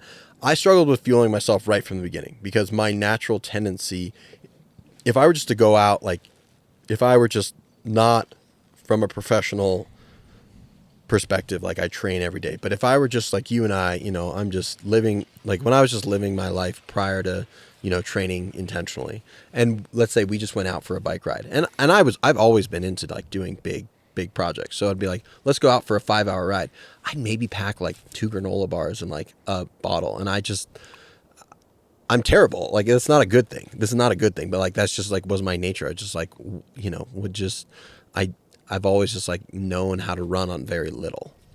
So again, that really that was just a muscle I had to develop of just like, you have to fuel and you have to fuel regularly, right? Like every 45 minutes, you need to be taking in like 200 to 300, grams. You got to take in enough fuel, and that, and I still can't do that. I still cannot, I struggle with getting in enough, carbs. Yeah. I just can't. Can you not eat on the bike? It's really hard for me to eat physical, like to physically put down food when my heart rate is high. Yeah. And my heart rate is elevated a lot. Yeah, this isn't just you, dude. This is like, we live in a world where people that can do this should be the exception. Mm-hmm. They are the exception. Yeah. People that can eat, like, Kurt's talking on pods about you should, at a minimum, 300 calories per hour. Yep. Right? And it's like, have you ever tried that? Mm-hmm. It's so hard to do that. And that's the job. But that's the job. And it's such a foundational pillar of endurance sports, right? There's these, if you can't eat, you can't do the rest. That's in my opinion. Except that I figured out how to do it without. So, because I am objectively, I just won the AZT300. So, I was 100% not fueling well. So you did it. I still wouldn't, I would still give myself maybe a B grade, on my performance in terms of calorie input. So you didn't find a workaround, you just are operating at a deficit? So my coach just thinks that when I was early on in my career, I just was listening to my body more. It's like, I'm bonking, I need to eat, and so I would stop and I would eat. Mm-hmm. I'm struggling, I just need to stop and sleep a little bit. I would stop and sleep. And as ultra racing and this suffrage that that you experience while you're racing just became more and more familiar, I just got more and more familiar with being like, yep, here's the acid reflux, I'm just gonna ignore that. What I mean? It's like, at first it was like, fuck, this is so uncomfortable, this is so unpleasant. So I would stop and do something about it. Yeah. Right. And then as time went on, I was just like, this is just part of the game. My muscle for discomfort has grown. Right. My capacity. And so I started to ignore, then I started kind of just ignoring a little bit. And I was getting really dehydrated in races, even though I was like, I'm drinking a ton. Yes. It's like, I'm still getting severely dehydrated, right? I'm not peeing for half the day. I'm not pooping for 3 days of racing. And then when I do have to poop, I'm almost getting a hernia, right? And I did have those situations a few times. I got hospitalized in Scotland. I had just raced 550 miles. I was 7 miles from the finish line, and I collapsed with pulmonary edema. No, excuse me. That was Tour Divide with oh man, now I'm having a total brain fart. Rhabdomyolysis. Oh yeah. Bro. So it was that kind of kick-started. So then I didn't really race in 24 last year, but I started working at the end of 23 with a nutritionalist, and this is my issue. First off, I sweat a ton. There's just salt stains on everything of mine. And I just cannot eat. So this nutritionalist, she's based here in Colorado, or not here, but she's in Colorado, called Fly Nutrition. Kylie is her name. Shout out Kylie. She was like, hey, let's do some sodium loss rate testing. Yeah. Let's just start there. Let's see what happens. Did it, and quickly found out, yeah. Was this the arm thing where it was just sweat? A little patch, and then I would go do these workouts, right? Okay. Oh yeah. And yeah. I would I would track, I would weigh myself beforehand, and then I would not, or if I drank any liquids, I would have to measure exactly how many liquids I intook. And then I'd weigh myself right when I finished. Okay. So that would take your, the sweat loss, and then they would benchmark your, or be able to figure out your concentration off of that. Yep. Yeah. Okay. Found out I had a really high sodium loss rate. Right. So then I started to address that. I was like, okay, well, I need to be taking in a hell of a lot of sodium. A hell of a lot. Do you know the number? Do you know what the range? When it's the peak heat of the day. Yeah. I'm trying to think how much we can look this up. So the salt stick, not the chewables, but the tablets, right? Yeah. That have a much higher concentration. Yeah. I want to say it's there's 200 and around 250s, 200 something milligrams of sodium. Sounds per right. Capsule. Yeah. I'll take. So we kind of got to the point where she was like, well, you should be trying to get close to 1,000 milligrams of sodium in an hour. That's where I'm at. So I'm doing 2 to 3 of those capsules an hour, if, as best as I can. Plus, another shout out. So I'm sponsored by First Endurance Nutrition. Yeah. And so like at least at the start, like I start the race, and if you've ever raced near me or you've looked at my photos, you'll see I have a lot of bottles, and then I also carry a lot of liquids on me. I started AZT with 3 bottles, and one of those bottles had a high carb drink mix in it, which still has, I want to say 300 milligrams of sodium. Yeah. And then I had 2 of the electrolyte bottles with electrolytes in them, and each of those had like 500 milligrams of sodium in them. And so I'm drinking that on top of then, taking in the pills, plus, all this, whatever sodium is in, the gels and on just the food that I'm eating. Yeah. And then especially as I get later in the race, like sugar just gets so gnarly. Yeah. If you've done these races, right, you deal with the mouth sores and, and the hairy teeth. Yeah. Your mouth bacteria gets all gnarly. And so salty food, real food. Yeah. Like I just go ham on real salty foods when I get into towns. Yeah. So I'm just a lot more intentional about sodium intake. When it's really hot. I back off at the main heat of the day.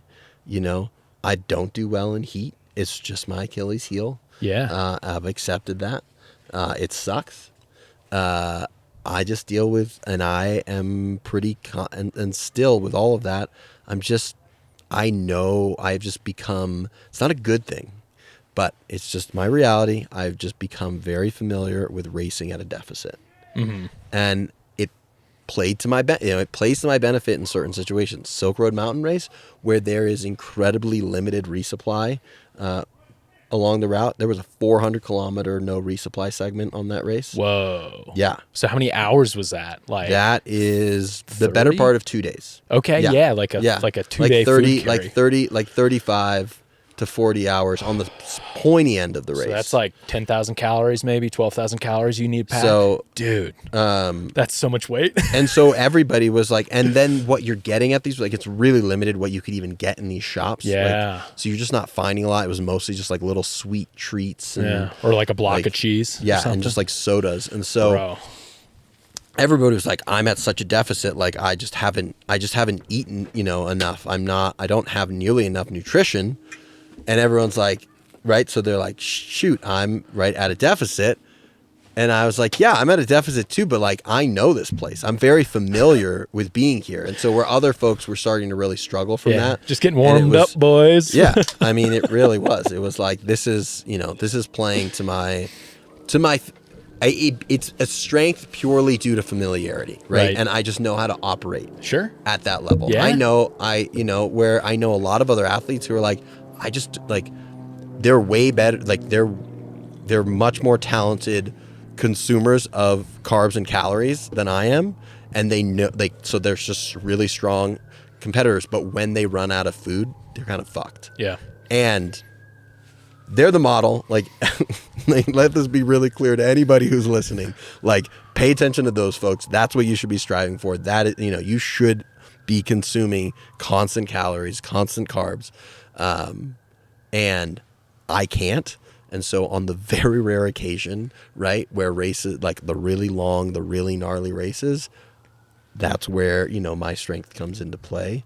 And I just, for better or worse, just know how to operate on really little. Yeah. I think that, I think the salt thing though is critically important for most people to hear. Like, I think that if you do see yourself sweating a lot and you do see a lot of salt stains, you should go get testing.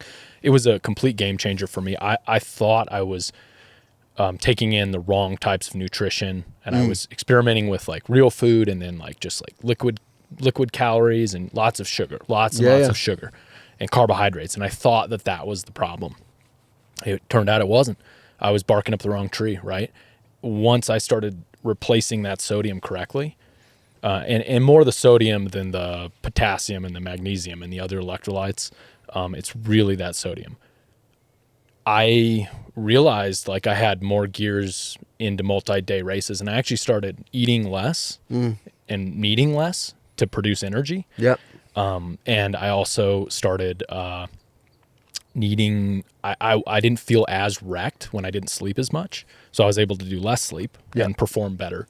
And then the very unexpected side effect was the recovery was way better. So like the post-race depression that I was getting, many times I would get emotionally dysregulated for like 2 weeks after a race, to the point where I was getting in like semi road rage situations with other people, right? Like it was bad. It was getting bad. Like, cause I was just like, had no patience for I had no tolerance for any bullshit for like 2 weeks. Yeah. At work, out in public, like I was not a very pleasant person to be around. That like evaporated. It went away once I started to supplement properly. And I'm talking like, so my protocol now is, I do Element. Okay. Element's 1,000 milligrams in one of those they're little gnarly. packets. I couldn't do them. They're just like too gnarly for me. So I'll do basically one Element every hour and a half, every like 90 minutes, and I'll split it. I'll do it in like 2 liters of water, basically. Yeah. Bottom line is, basically, I need to consume as much sodium as I possibly can. Yeah. No, same. There's not enough liquids. Like, there's not like, well, that's the thing too. You have to be careful because you can get on this train where like, I need to consume a ton of sodium. And it's like, yeah, but if you're not consuming enough liquid to match the sodium intake, then you're going to get yourself into a bad place too. Yeah. So, for me, there's just too many things. There's so much sugar. We just consume so much sugar. It just feels like almost all, like supplement, nutrition stuff in the sports space is almost usually, it's like 95% all sugar based. Yeah. And so, it's also sweet. And so for me, anything that's tasteless, like that's awesome. Cause I tried Element and, cause I was eager to try it. I was like, this is great. This would be a great solution. And for me, it was just like, there was too much taste. It was like, I just have, I'm fighting the gag reflex almost. So I really like those, for me, the salt stick works. They're literally tasteless, right? You just swallow them.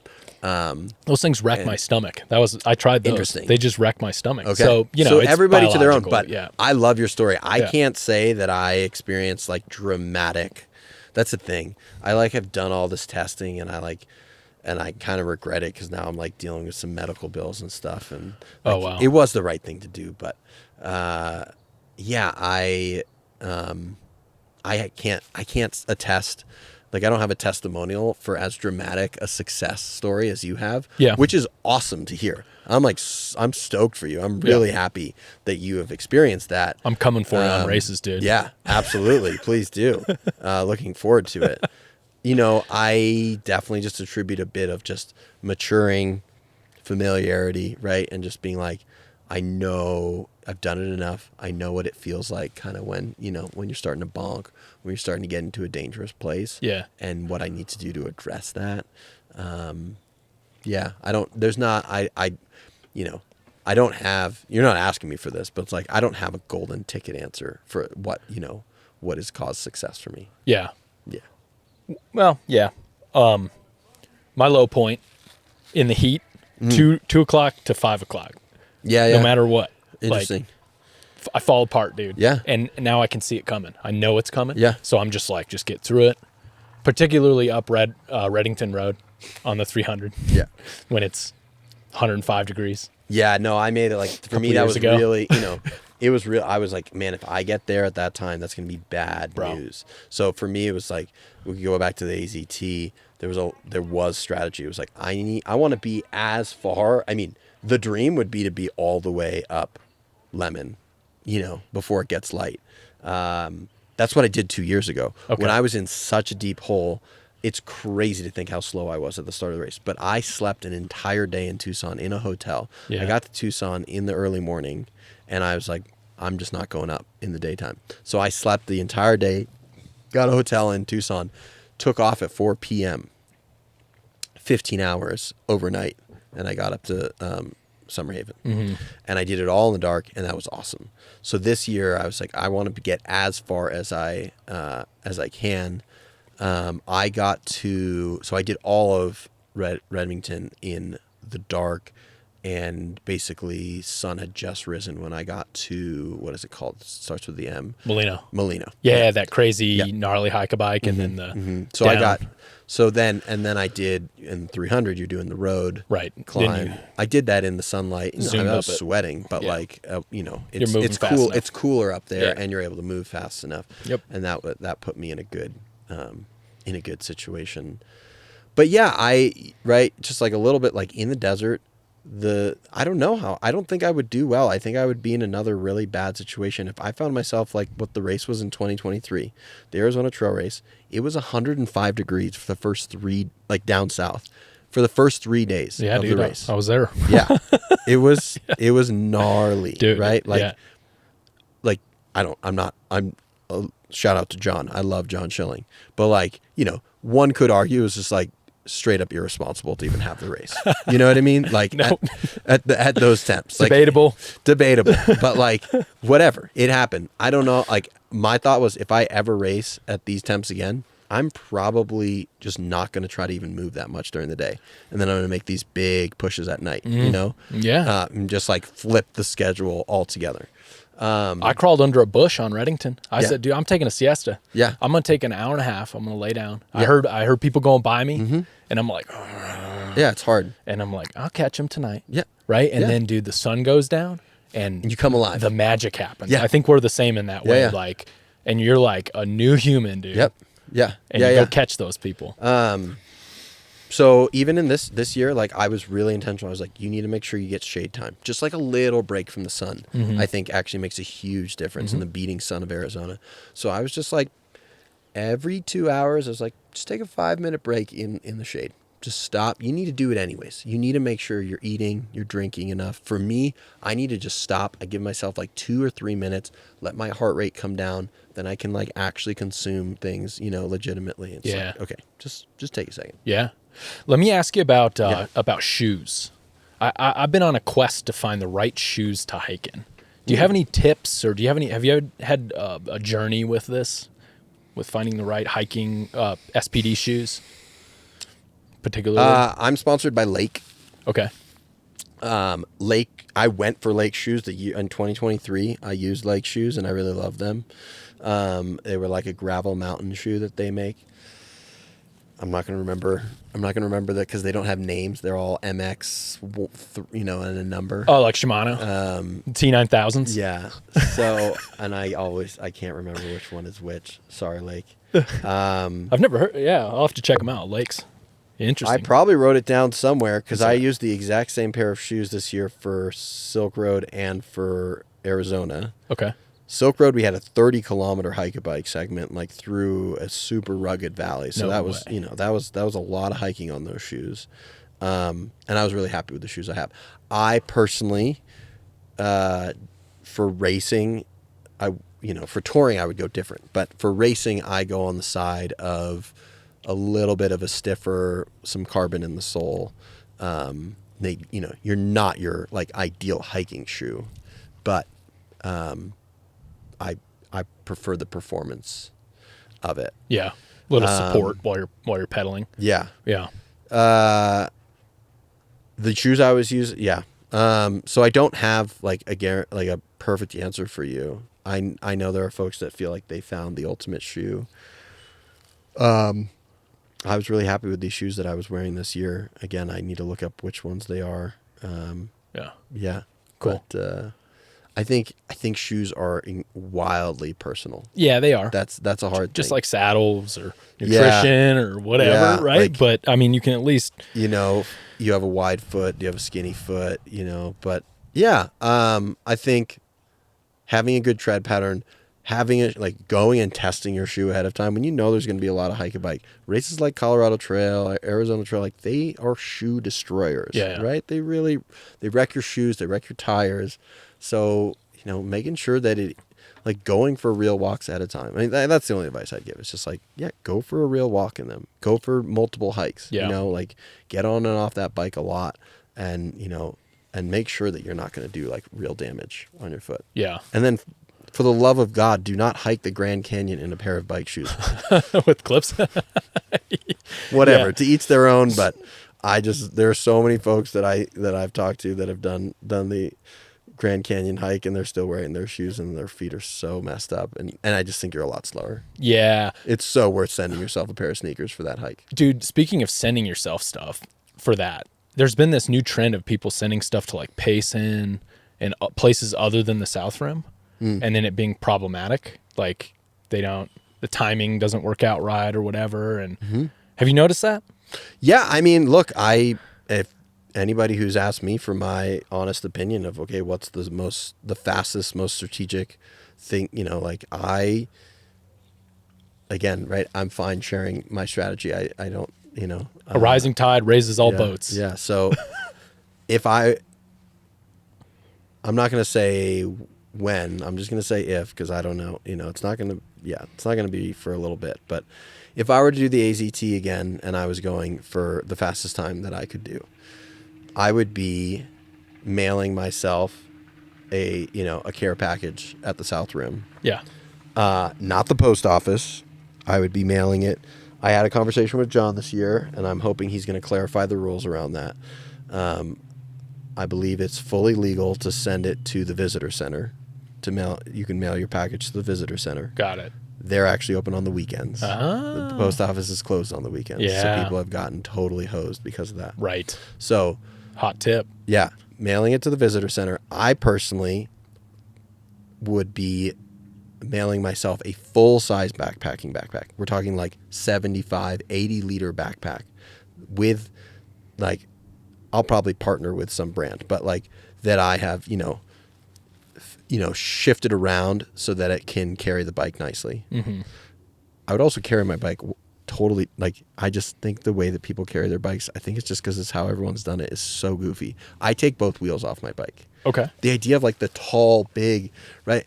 I take all the bags off the bike. Those go in the backpack, right? Like I pack the backpack really efficiently, and I led backpacking courses for a long time.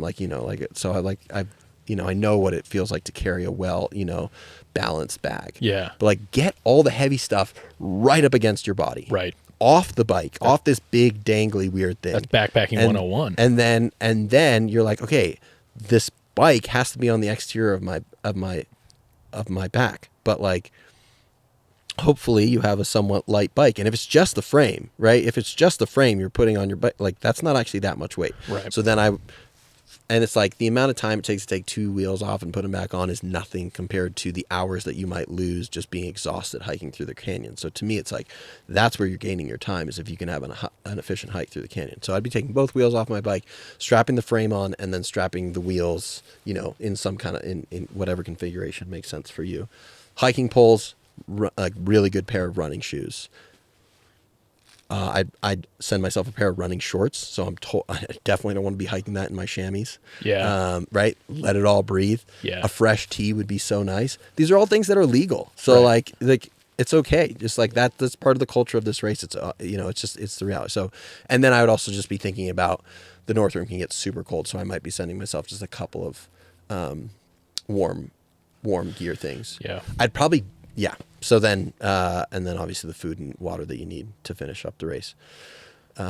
Dude, interesting. So I might have to. That's my like, that would be my strategy going for it. I don't know. I mean, look, in the end, race rules are race rules. Every race is its own.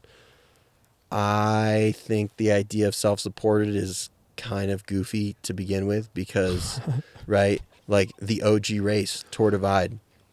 Let's not pretend it's not anything that it isn't, right? Like, I have witnessed, and I know so many people. People are calling in, you have your cell phone, you're calling a hotel at noon that day, or you're calling it even in the morning, booking a hotel room for the next night.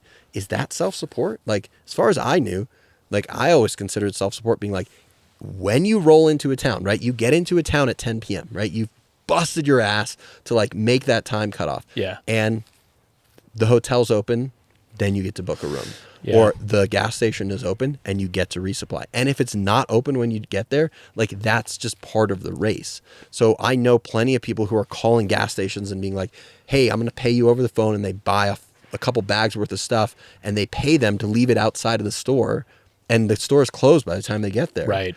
Like, Is that self-support? I don't know. So Right. I just don't care. Right. I've done a race like the Iditarod Trail where you do send yourself resupplies. That's the only way you can do that race because these towns don't have anything in them. Yeah. So part of the race is spending the months leading up to the race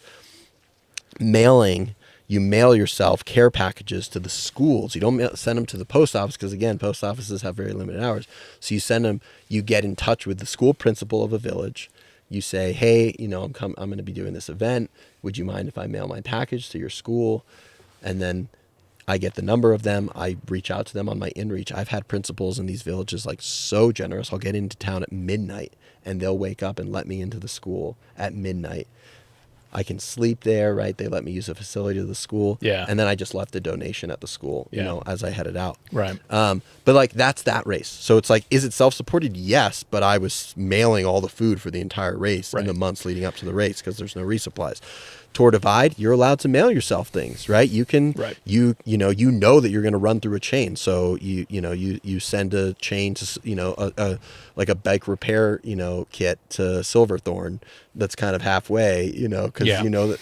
So it's like, you're also allowed to hitchhike. Yeah. Right? You're allowed to hitchhike. You're not. So, and I don't, to me, I'm like, that's it.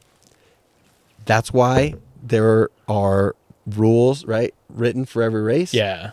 You follow the rules of a specific race, and it is the responsibility of a race director to make it very clear and not have it, and to not leave space for ambiguity. Yeah.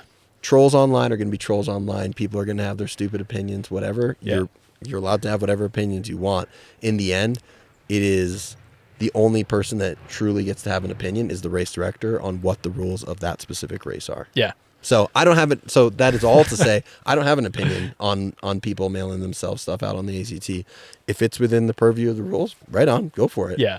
I don't think I would do it myself other than the one resupply just because it's like, I think it's kind of goofy to mail yourself something to Payson. It's like, that's the one town where you could get anything you need anyways. There's no bike shop. Yeah. Okay. Anymore. There's no bike shop. So there used to be. But now there's an amazing, I just met him the other day. I'm forgetting his name. We should give him a shout out. Okay. Because he is in Strawberry. Okay. New mobile bike service in Strawberry. Oh, yeah. And the dude's awesome. Okay. I just parked my car at his house the other day. Really rad dude. His business is just upcoming. If you live in Arizona, you should go check this guy out. He's doing shuttles for the Highland Trail.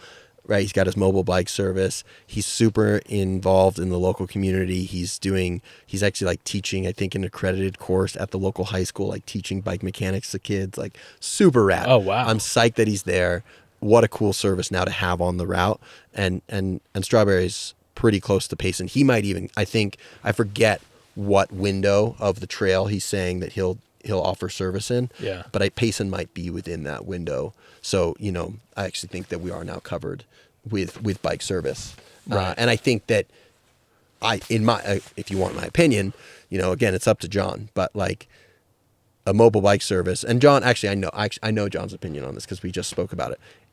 If it is known before the race, it's told to every single racer, there's a mobile bike service, then it is valid for a mobile bike service to come out to you wherever you are. Right. And help you. Accessible to every racer. Exactly. Right. And I think that's the general underlying principle with all this stuff, especially the call ahead to a restaurant or a hotel or whatever. Like, it's available to everybody.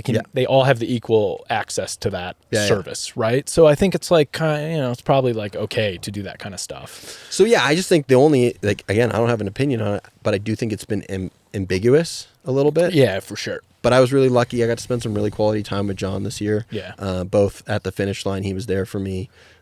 Shout out John, such a hero. And then he and I got to just hang out here in Flag as we were, welcoming 800 finishers. Yeah. And we talked a lot about the mailing of stuff, and so I think he does plan on clarifying that, like for next year's edition of the race. I think there's going to be more clarity in the rules. Around the mailing. And I think that's what it should be. I just think it should say, look, here are the places that are valid to mail your stuff to. Just cut and dry. Yeah. Dude, he's so good at like striking a balance between keeping the like roots of the race, but also clarifying things and putting into place rules that are just pretty by the book and simple and straightforward and work. Yeah. And not overcomplicating. I have so much respect for John Schilling. Yeah. I think that John is John is offering the quality of race directorship and not taking a dime for it. He's offering the quality of ride directorship that you're seeing for paid races in Europe. Right. And he's doing it all voluntarily. Yep. Whereas, I'm not going to shit on anyone specifically, but I've been to a number of paid races. Yeah. And you're getting so much less from the race. Like, you're paying an obscene amount of money to participate in the event, and you're questioning what you're getting for that. Whereas John, he's just an incredible human being. Yeah. Like, what a gift to our sport that John Schilling is doing what he's doing. Yeah, 100% agree, man. All right, you want to do some rapid fire questions really quick? Okay. You feeling good? Yeah, let's go. All right. If you had to describe your TikTok, your Instagram algorithm for video clips, what would it be? No fucking idea. Good. I hate it. I hate it. Good Instagram. For you. Yeah. Okay. You ever seen anything supernatural, aliens, Bigfoot, anything crazy in the woods? Spending so much time out there all by yourself. Not when I'm actually with it, but the shit you see when you're sleep deprived, like things start moving in weird ways. No, I have not seen anything supernatural, but it is amazing. Like, I definitely have caught myself being like, no, you're straight up hallucinating right now. What's the most memorable hallucination that comes to mind? I don't have anything that crazy. I have friends that just share like really vivid stories of like an experience, and I don't have that. Yeah. Sorry, I'm not that fun in that way, but like it definitely happens. I can think of like, those, you're like, I can swear that's a person like up ahead. Yeah. And then you get there and it's a tree or it's a rock and you're like, but I saw them walking. Like, no, you clearly didn't. Right. I got pretty loopy on the Silk Road mountain race this year. And then shit got real weird after the second night, like at the tail end of the second night of AZT300 this year. Okay. Because I went for like max sleep deprivation. That was the least I've ever slept in any ultra race I've done. I did an hour and a half total sleep time. Behind the gas station. No, I did an hour behind the gas station. So I got 1 hour of sleep on night one, and I got a cumulative 30 minutes on night two. Okay. I did one 15-minute nap and 3 5-minute micro naps on night two. Okay. So I believe my official proper sleep time was an hour 30. My pause time is obviously much more than that. And that was a mistake. I would have done it differently. But anyways, in terms of, just to answer your question, sleep deprivation or just like seeing weird shit. Yeah. That like early morning that like, I don't know, it was like 4 or 5 a.m. Like it felt like the whole world was getting a little swooshy. Oh yeah. It was like, dude. Yeah, it was, in the pocket. Yeah. So, in the little side quest here. Chase slept like 3 hours. It looks like he slept a significant amount, and he was kind of on your heels there at the end, right? Kind of. He fell off at the end. I think everybody. Okay. So there were four of us that put in a strong race on the 300, and everybody kind of came undone in the Gila. Okay. Every single person was like, I got super fucked in the Gila. And so, yeah, I mean, I ended up beating Chase came in 3 hours after I did. Right. Yeah. He was second. Yeah. So he was, I think if you go back and were to like do the replay on track leaders, he definitely gained on me. Leading to the Gila. And then I think I might have actually put a little bit of a gap back in that final segment of the Gila. That's his second ultra race ever. Oh yeah. He's a dark horse, dude. He's a strong dude. Yeah. He's a strong dude. He's a guy I've been riding Arizona Endurance Series for a long time. We've kind of been coming up together, competing with each other on these like, 60 to 100 mile day races. Yeah. And I had him on the pod a few episodes ago, and he had just done the Maricopa Trail race, which set the FKT on it. Like by a long shot. Yeah. And the Andy who had it before is fast. He's second place AZT300 finisher. He's a fast dude. So Chase is going to be one to watch, man. It'll be interesting to see if he keeps doing ultras. I know he said he wants to try, he wants to give it another go. He's like, he expressed skepticism that it's going to be his thing, but no, he was really strong. We rode together on the, we ended up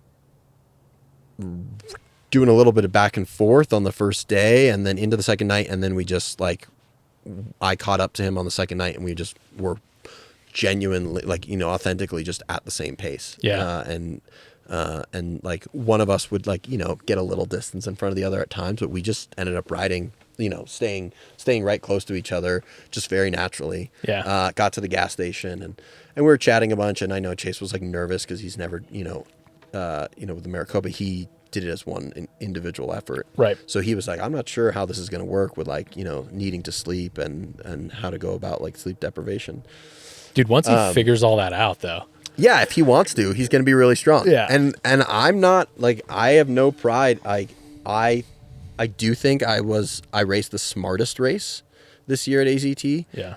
I was still fucked after Silk Road. I did not have the best legs. Yeah. I know that Chase was stronger than me. Yeah. Like when we were riding our bikes next to each other, like he was the stronger rider. Not technically. I think I outrode him a little bit technically. Yeah. But not by much. And so like, and I don't have any pride in saying like, that's okay. I slept less and I think I was faster at transitions, you know, and the resupplies. Yeah. And I knew the route and I just put together a smart race.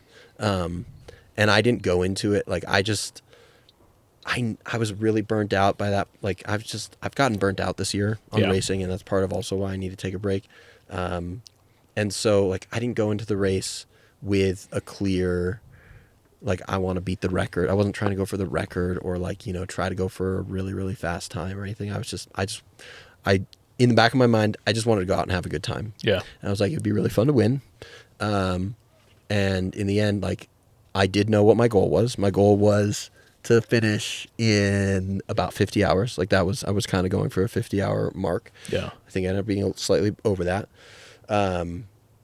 And so I raced my own race until the second night. And then the second night I actually took a look at track leaders and I was like, okay, where's the board stacked up and what do I need to do to pull out the win? Yeah. Awesome, dude. Well, it was a great race to watch. Hell yeah. It was fun. Yeah. All right. Last question. Yeah.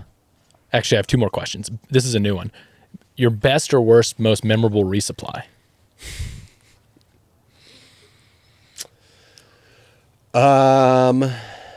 Maybe because it's fresh in my brain, but there was Silk Road this year. If you would go back and look at the course, the finish, you like do this big after CP3, did a big loop off road, and then you get down to the road, and then you kind of do this final big loop in the race. And there was a really long road segment. So right where we popped out on the road, Chris Burkhart had just caught up to me, and I was just in a dark place. I was just like, I was just really hurting. I was like, we had just biked through this remarkably beautiful valley, and I was just having this moment of like, what are we doing? Why are we racing right now? I should be stopping, setting up my sleeping bag, and just soak this in, because I'm probably never going to be in this place, and this has to be one of the most beautiful places on earth. Yeah. I was just kind of feeling like, yeah, why am I racing? Like, what is the point of what we're doing in this moment? It just feels silly. Like it just felt like racing in that moment just felt trivial. Not to mention I was really hurting. Mm-hmm. We're 7 days into some of the gnarliest racing there is. And so I was, that final dirt road segment, I was like so out of it, like just like falling in and out of being awake and like, yeah, falling asleep on the bike and just in a world of hurt. And I had tried, I guess I'll preface this, I had also tried to make a big move the night before and make a gap, because I was really fighting for third place in that race, and getting a podium finish. And a number of things went wrong, and the guys caught up with, like, there were two guys behind me, caught me again, and I was just feeling a little bit defeated.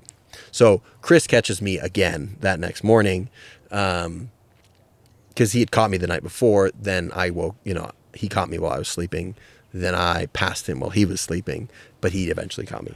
So we get to this resupply, and I just am like, fuck, man, like, okay, I still know that I can get third, but like, I have to kind of tap into this again. Like, I got to go like I got to get into the zone and really give it another hard effort. And I knew there was still about 24 hours of racing ahead of me to finish.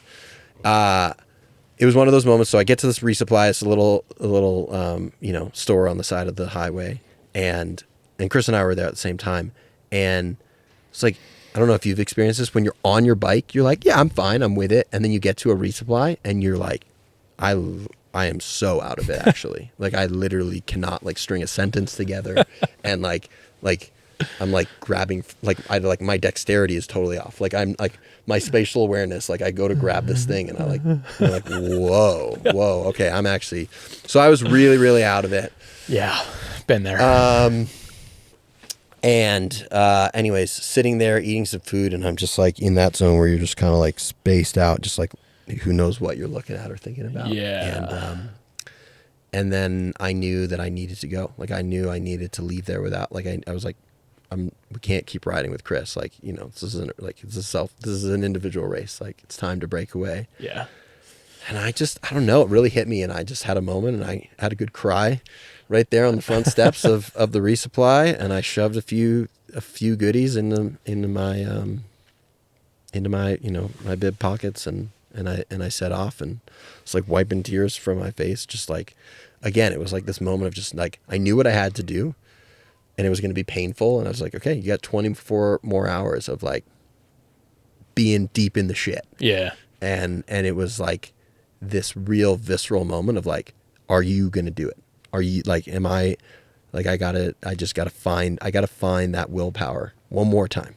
I've had 7, almost 8 days at that point of sleep deprivation, waking up early in the morning, cold, just pushing through all the things that we push through in ultra races. And it requires a certain amount of will force. And that well is only so deep. And you as the finish comes closer and closer, you get excited.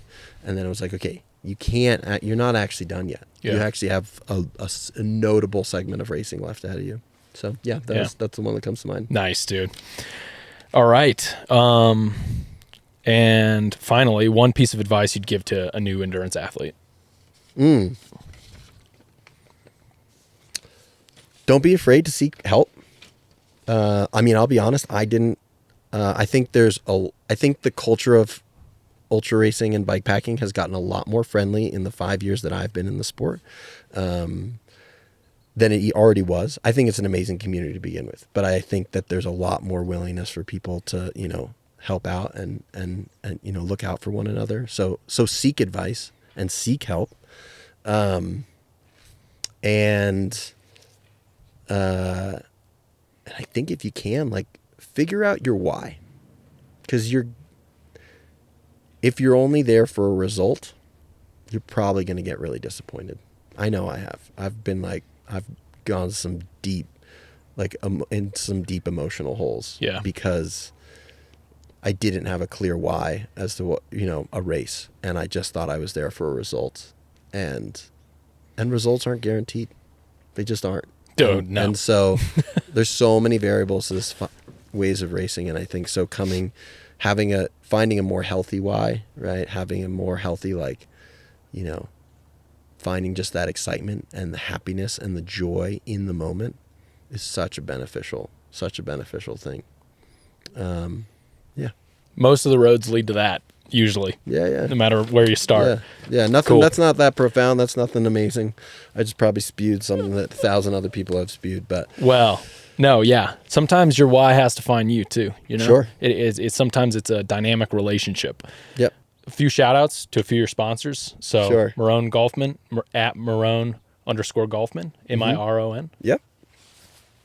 Revel Bikes, Tailfin Bags, Albion Cycling, First Endurance, Nutrition. I also have a website. It's just MironGolfman.com. You got your whole timeline on there, dude. Yeah, I've got a bit of a timeline on there. I don't know. There's also Ride to Endure has its own website, Ride to Endure. Worth checking that out. I'm really excited. We got, we're working on it now with a big project on the horizon for 27. A new film. So I'm really, really looking forward to that with the Ride to Endure project. Dude. Yeah. Huge shout out to Gabby, my fiance. Nothing I do would be possible without her. And thank you, dude. Yeah. Thanks to the Endurance Studio. You're welcome. Thanks for spending the time with me today. Dude, I'm so happy to have you in Flagstaff. Yeah. We got to go hit a ride. Absolutely. And when your new project comes out, come back. All right. Okay. Sounds great. All right, dude. Yeah, brother.